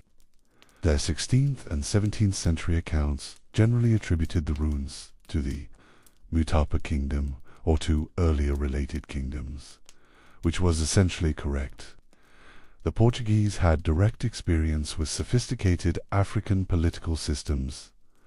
They were literally negotiating trade, agreements, and diplomatic relationships with Mutapa rulers, so the idea that those same peoples had built impressive stone structures wasn't ideologically challenging to them. The denial came later, when the ideological stakes were different. By the late 19th century, when the next wave of European contact brought colonial settlers, explorers, and administrators rather than traders, the political context had changed dramatically. This was the era of the scramble for Africa, when European powers were carving the continent into colonial territories and needed ideological justification for conquest and racial domination. The empty land myth was politically essential. Colonial authorities needed to claim that Southern Africa had been essentially uninhabited or occupied only by primitive peoples incapable of political organization, property ownership, or civilized society. This justified European appropriation of land and imposition of colonial rule. You weren't conquering sophisticated kingdoms. You were bringing civilization to empty wilderness. Great Zimbabwe was a massive problem for this narrative. Karl Marx showed up in 1871, took one look at sophisticated stone architecture, and immediately decided Africans couldn't have built it. We covered his Queen of Sheba theories in Chapter 1. They were nonsense then. They're nonsense now. But they were politically convenient nonsense that allowed colonial ideology to persist, despite physical evidence contradicting it. The theories got more creative and more desperate as more Europeans encountered the ruins, Phoenicians, biblical cities, lost civilizations, ancient Mediterranean traders who had somehow established a massive inland city and then vanished without leaving any Mediterranean artifacts, burial practices, or cultural markers anywhere in the region. Every theory had the same goal: attribute Great Zimbabwe to anyone except the indigenous African peoples whose descendants were currently being colonized, dispossessed, and subjugated by European powers. This wasn't just amateur speculation. This was official policy backed by colonial governments and taught in schools as fact. But the real damage to Great Zimbabwe didn't come from absurd theories. It came from the looters. Aaron Hall, the curator appointed to manage Great Zimbabwe in the early 20th century, deserves special mention as perhaps the most destructive single figure in the site's modern history. Hall wasn't an archaeologist in any meaningful sense. He was a treasure hunter with institutional backing and a political agenda. His approach to excavation was to dig through the site looking for artifacts that might support foreign origin theories while removing anything that suggested indigenous African construction. This meant systematically destroying stratigraphic layers, the chronological deposits that tell archaeologists what happened when undiscarding, or failing to record artifacts that didn't fit his preferred narrative. Hall removed an estimated 3 feet of archaeological deposits from some areas of Great Zimbabwe. 3 feet. That's not excavation, that's demolition. Every artifact in those deposits, every piece of pottery, every tool, every bead, every scrap of material culture that could have provided information about who lived at the site and when gone, either unrecorded or actively discarded as inconvenient to Hall's theories. The irony is that Hall's destructive excavations, despite his intentions, actually provided some of the evidence that would eventually prove Great Zimbabwe's indigenous origins. The artifacts he did record, when he bothered to record them, at all showed clear connections to local African cultural traditions. The pottery was regional. The iron tools were consistent with Shona metal working. The evidence was there, even in Hall's biased and incomplete documentation. But the damage to the site was permanent. Later, archaeologists attempting to study Great Zimbabwe properly had to work around the destruction Hall had caused. Areas that might have provided detailed chronological sequences or specific information about site activities had been excavated, incompetently and irreversibly damaged. Karl Marx thought Phoenicians built it. Gertrude Katantamson proved him wrong. The artifacts he didn't steal confirmed it. Hall wasn't the only looter, just the most institutionally sanctioned one. Throughout the colonial period, visitors to Great Zimbabwe helped themselves to artifacts. Stones were removed as souvenirs. Pottery was collected without recording its context. Metal objects were taken. Anything portable and interesting was fair game for Europeans who saw African archaeological sites as open museums where you could just grab whatever looked cool. This casual looting continued for decades, dispersing Great Zimbabwe's material culture across private collections, museums in Europe and South Africa, and places unknown. Every removed artifact was a piece of history stolen, a fragment of evidence separated from its context, and a loss to future archaeological understanding. Modern museums hold collections of artifacts from Great Zimbabwe that were acquired during this period through means that would be considered illegal cultural property theft today. Chinese ceramics from the royal quarters, gold ornaments that should never have left Zimbabwe, soapstone bird sculptures that became famous precisely because they were removed from the site and ended up in museums and government buildings. Some of these artifacts have been returned in recent decades, a process complicated by questions of provenance, legal ownership under colonial era laws, and the practical difficulties of repatriating objects that have been held in foreign institutions for over a century. But many artifacts remain scattered, their exact locations unknown, their contexts lost forever, their potential to contribute to archaeological understanding diminished by removal from the site where they had meaning.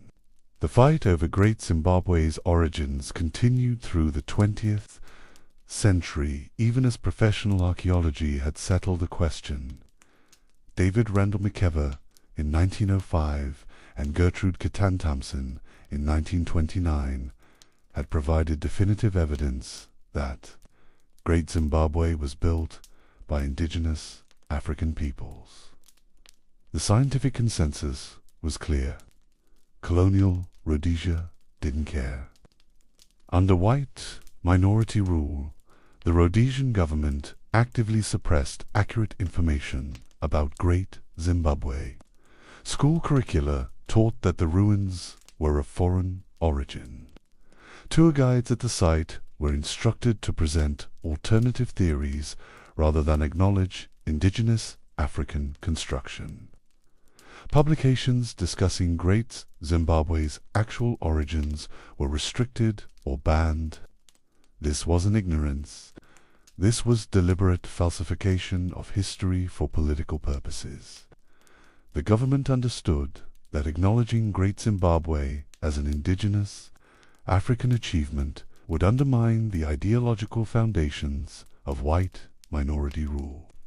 If Africans had built sophisticated kingdoms with international trade networks and monumental architecture centuries before European contact, then the entire racist premise that Africans needed European governance and couldn't manage complex societies was exposed as the lie it always was.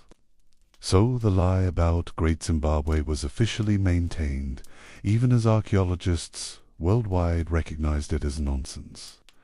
The situation was so absurd that by the 1960s and 70s, international scholars were openly mocking Rhodesian authorities for continuing to promote theories that had been academically discredited for decades. But as long as white minority rule persisted, so did the official denial of Great Zimbabwe's indigenous origins. This changed with Zimbabwean independence in 1980.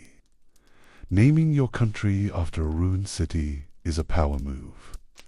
It says, "This is ours. This has always been ours, and we're not letting you rewrite that."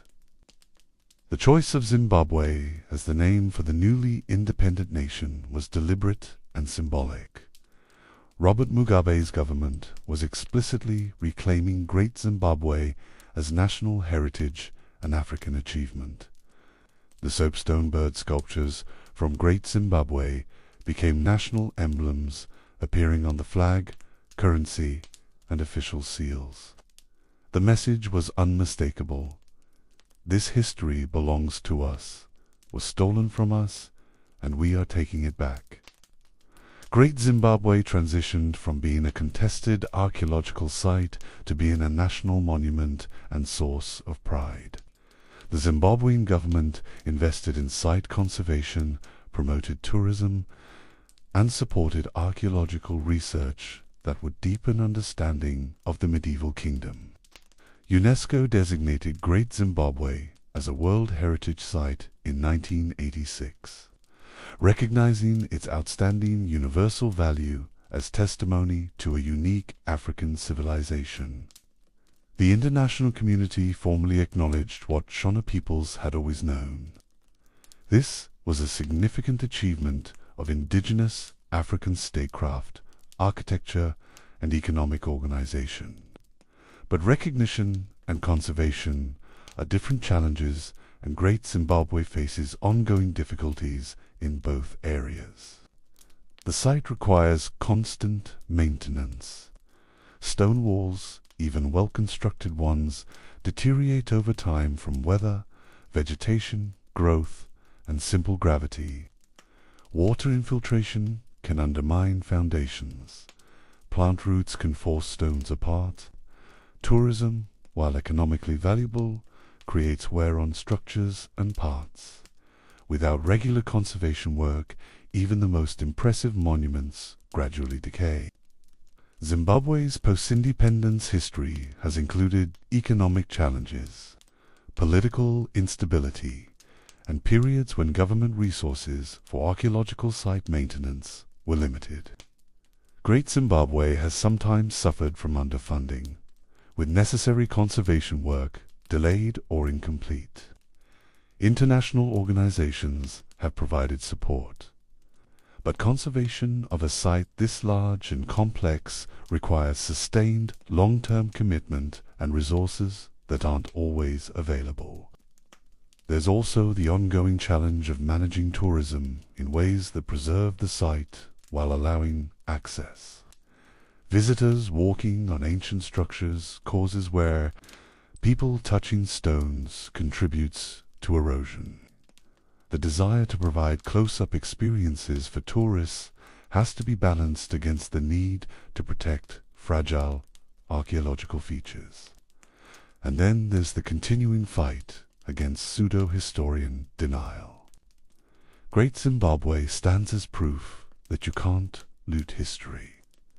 You can steal the artifacts, but you can't steal the truth. You would think that by the 21st century, the debate over Great Zimbabwe's origins would be settled. Professional archaeologists worldwide recognize it as indigenous African construction. The evidence is overwhelming. The scientific consensus is complete. But conspiracy theories and racist pseudo-history have remarkable persistence, especially in the age of the internet, where any nonsense can find an audience.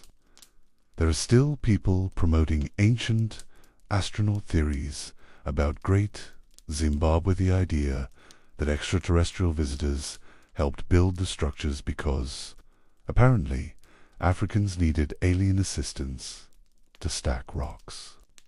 There are still white supremacist websites claiming the ruins prove ancient European or Middle Eastern presence in Africa. There are still amateur theorists insisting the Phoenicians or biblical, Israelites or some other non-African group must have been responsible. Every time someone tries to credit ancient aliens or lost civilizations, an archaeologist sighs and points at the pottery. The pottery doesn't lie. The stratigraphic evidence is clear. The architectural continuity between Great Zimbabwe and other regional stone structures is documented. The cultural connections to Shona peoples are established through archaeology, linguistics, oral traditions, and historical records. But facts don't stop determined denialism, especially when that denialism serves contemporary racist ideologies that can't accept African achievement. Professional archaeologists continue fighting this battle, publishing research, giving public lectures, writing popular books, and engaging with media to ensure accurate information about Great Zimbabwe reaches general audiences. Museums and educational institutions have updated their presentations to reflect scientific consensus rather than colonial-era fantasies.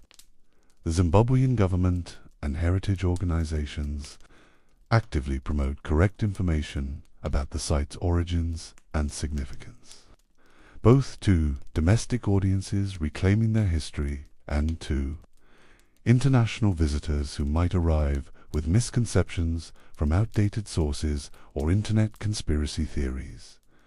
This educational work is ongoing and necessary. History is contested terrain, and the fight over Great Zimbabwe's narrative is part of larger struggles over African history, colonial legacy, and the persistent racism that refuses to acknowledge African peoples as creators of sophisticated civilizations. The modern legacy of Great Zimbabwe is therefore complex and multi-layered. As an archaeological site, it's a UNESCO World Heritage location requiring careful conservation and management to preserve it for future generations.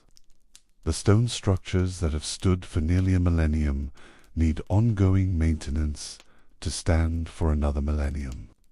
As a national symbol, it represents Zimbabwean pride in pre-colonial African achievement and the reclamation of history that colonialism attempted to erase. The ruins are featured in tourism campaigns, educational materials, and national identity formation. As historical evidence, it testifies to sophisticated African statecraft, architectural achievement, economic organization, and participation in international trade networks during the medieval period.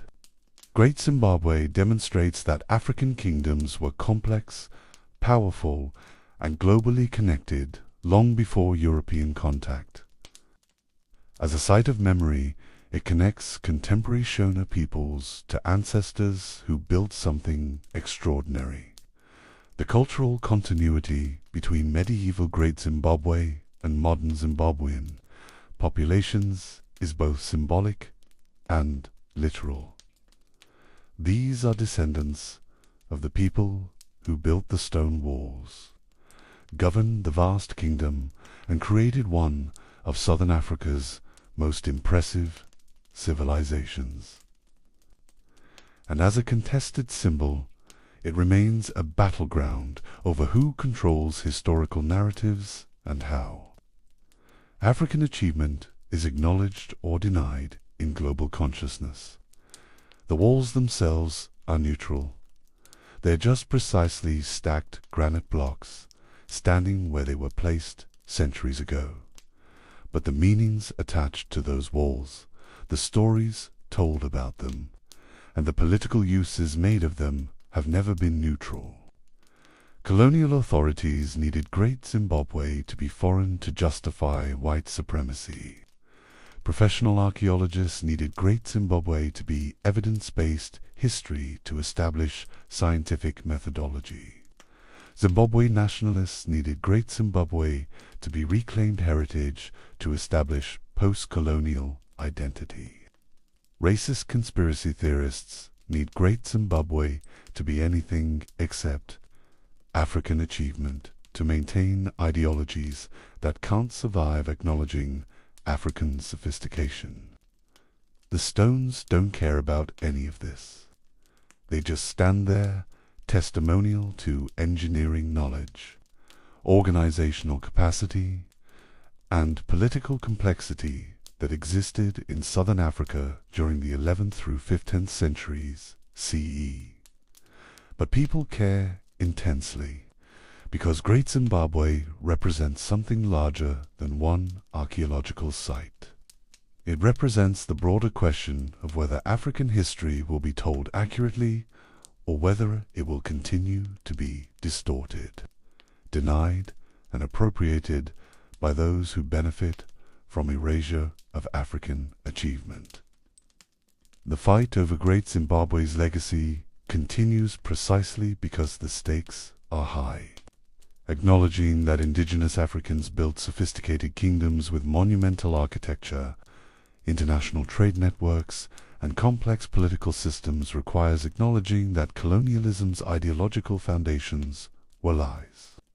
It requires accepting that African peoples were and are capable of technological, political, and economic sophistication that racism insists they could never achieve. It requires seeing African history as real history, not primitive, not exotic. Not footnotes to European narratives, but significant civilizations that thrived, adapted, and left legacies that continue to this day. Great Zimbabwe forces that acknowledgement through sheer physical presence. You can't dismiss the walls. You can't pretend they don't exist. You can deny who built them, and people have tried for over a century. But eventually, evidence defeats ideology if enough people care about truth. The modern legacy, then, is that Great Zimbabwe stands as both achievement and argument. Achievement, look what African peoples built. Argument, you can't erase this, you can't steal it. And you can't rewrite it to serve racist fantasies no matter how hard you try. The medieval kingdom fell to environmental crisis and economic transformation. The modern monument survives as testimony that truth eventually emerges even when power tries to suppress it.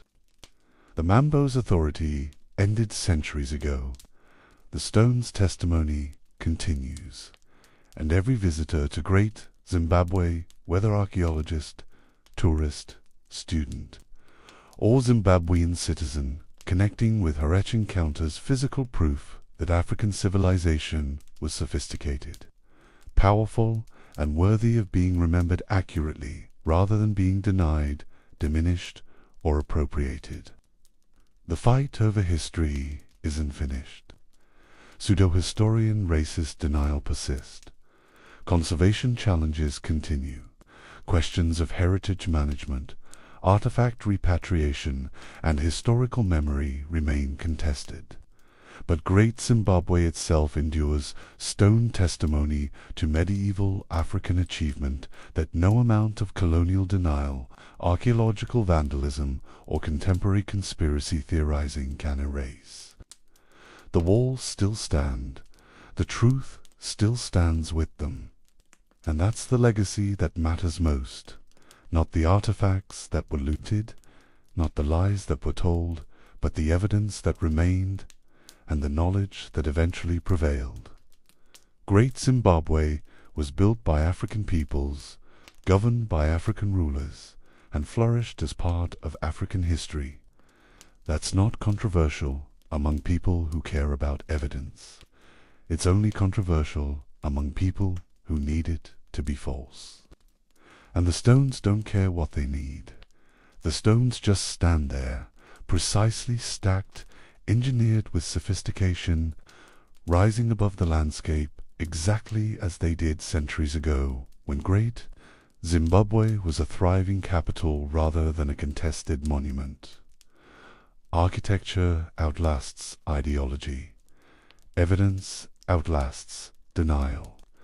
And truth eventually outlasts lies, as long as people keep fighting to document it, teach it, and defend it against those who benefit from falsehood.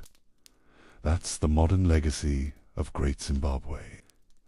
A medieval achievement transformed into a contemporary lesson about history, power, and the ongoing struggle over who gets to tell African stories. The stones are just stones, but they're stones that proved colonialism wrong, archaeology right, and African achievement undeniable. Not bad for a pile of rocks that's been standing since the 11th century. So here we are, at the end of several hours and several centuries, having followed the kingdom of Great Zimbabwe. From its 11th century emergence through its 15th century abandonment and into its contested modern legacy.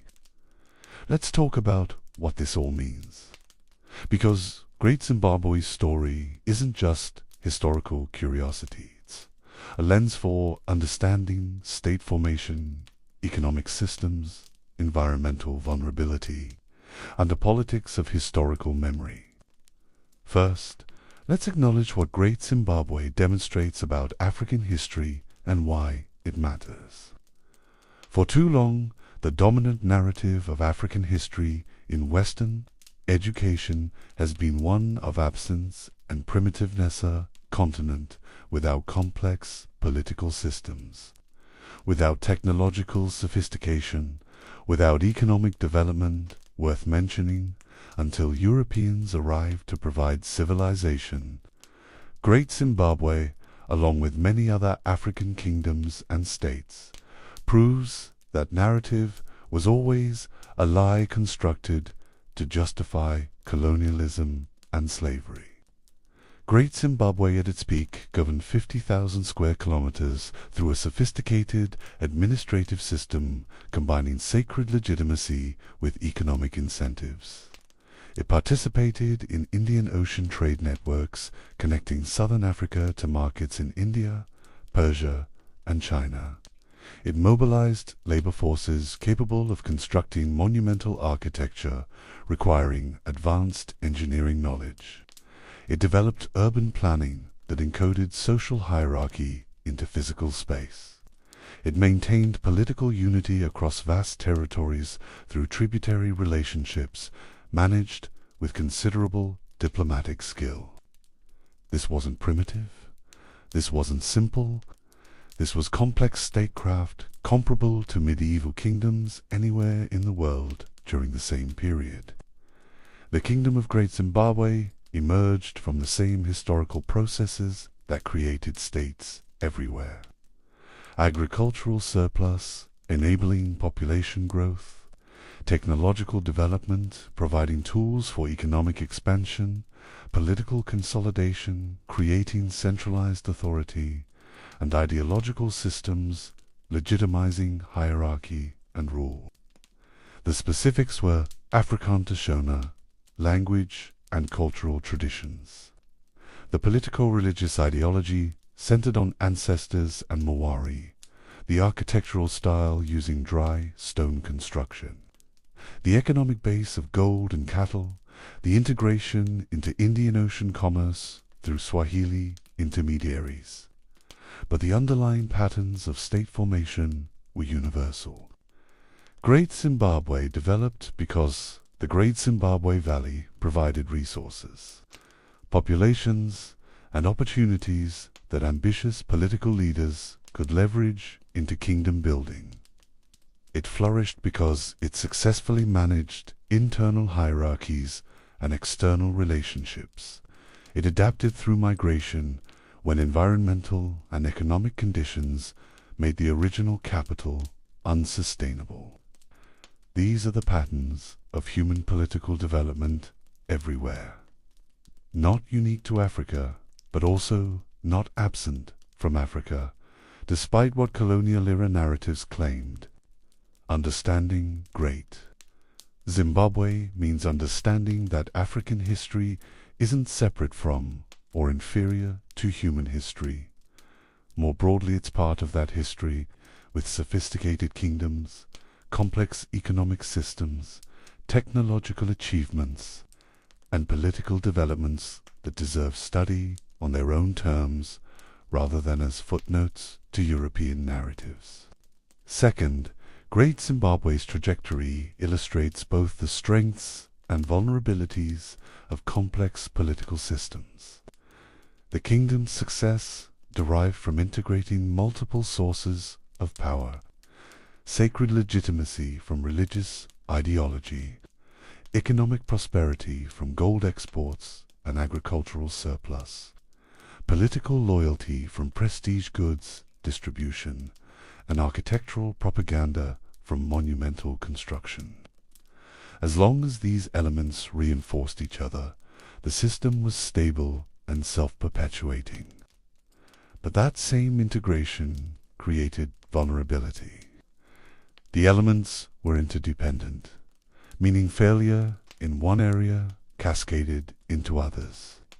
Environmental crisis undermined agricultural prosperity, which eroded sacred legitimacy, which weakened political loyalty, which reduced control over gold production, which cut trade revenues, which eliminated prestige goods distribution, which destroyed tributary relationships.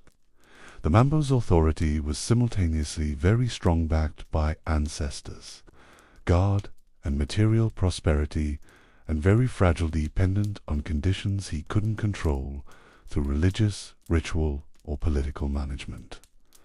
This is a lesson about complex systems generally. Sophistication creates efficiency and power, but it also creates dependencies and fragility. Simple systems fail gracefully.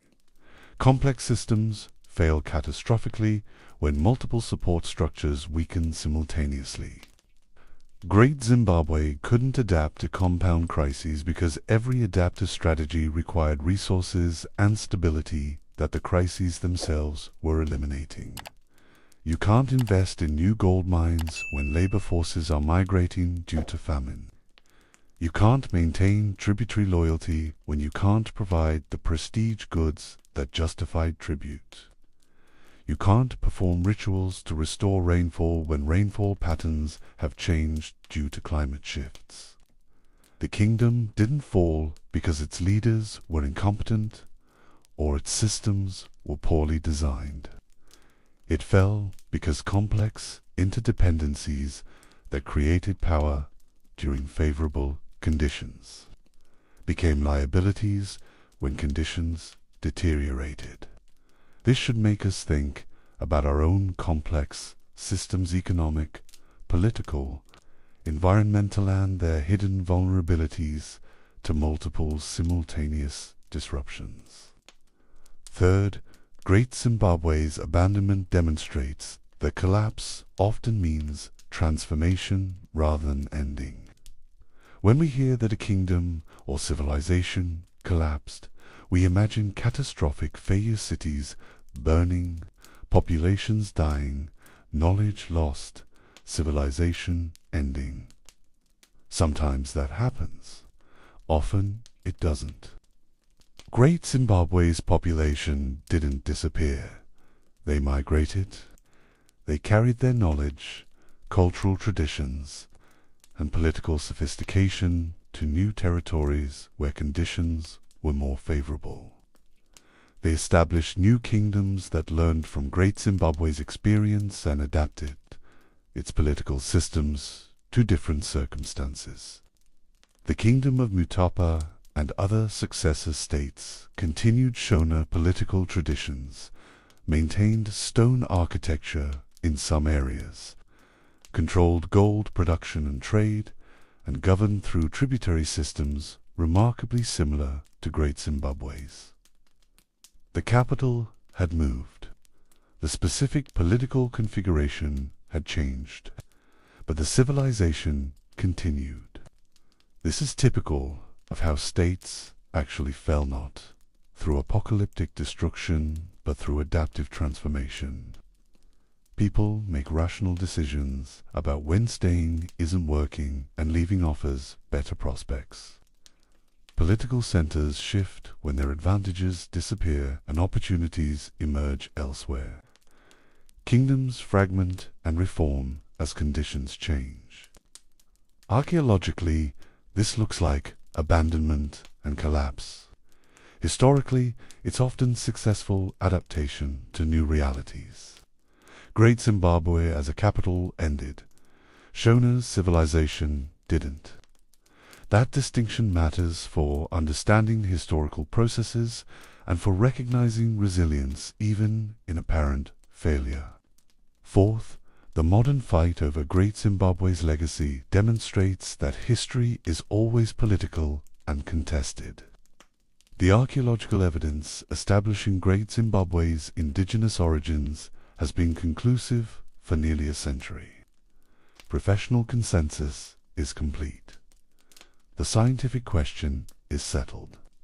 But the debate continues because it was never really about evidence. It was about power, ideology, and whose narratives would define African history. Colonial authorities needed Great Zimbabwe to be foreign to justify white supremacy and land appropriation. They suppressed evidence, promoted pseudo-history, and taught lies in schools because truth was politically threatening. Post-independence Zimbabwe needed Great Zimbabwe to be reclaimed heritage to establish national identity and reverse colonial erasure. They promoted accurate history, made the ruins a national symbol, and fought against persistent denial. Racist conspiracy theorists need Great Zimbabwe to be anything except African achievement, because acknowledging African sophistication undermines ideologies dependent on African inferiority. Professional archaeologists need Great Zimbabwe to be evidence-based history, because scientific methodology requires following facts rather than political convenience. Each group approaches Great Zimbabwe with different stakes, different needs, and different investments in particular narratives. The stones themselves don't change. The meanings attached to them remain fiercely contested. This reminds us that historical knowledge isn't neutral or objective in some pure sense. It's produced by people with perspectives, agendas, and contexts. What we know about the past depends on who does the research, what questions they ask, what evidence they prioritize, and what narratives they construct from archaeological and historical data. The fight over Great Zimbabwe is a fight over who gets to define African history and how that history will be understood in relation to colonialism, racism, and contemporary global power dynamics. That fight matters because history shapes identity, legitimizes or challenges power structures, and influences how we understand ourselves and others in the present. Finally, Great Zimbabwe teaches us about the importance of architectural and archaeological preservation. The stones have stood for nearly a millennium, but they won't stand forever without care. Every year of weather erodes a little more stone. Every tourist's touch contributes to gradual wear. Every delayed maintenance project allows deterioration to progress. Without sustained conservation work, Great Zimbabwe will eventually decay to the point where its architectural sophistication and engineering achievement become harder to appreciate and study. The monument that has testified to African achievement for centuries could be lost through simple neglect. This would be tragic, not just for Zimbabwe, but for global historical understanding. Great Zimbabwe is one of the most significant archaeological sites documenting medieval African political development. It's world heritage, not just because it's important to Zimbabweans, but because it's important to human history. Preserving it requires resources, expertise, and commitment that don't always receive sufficient priority amid economic challenges and competing needs.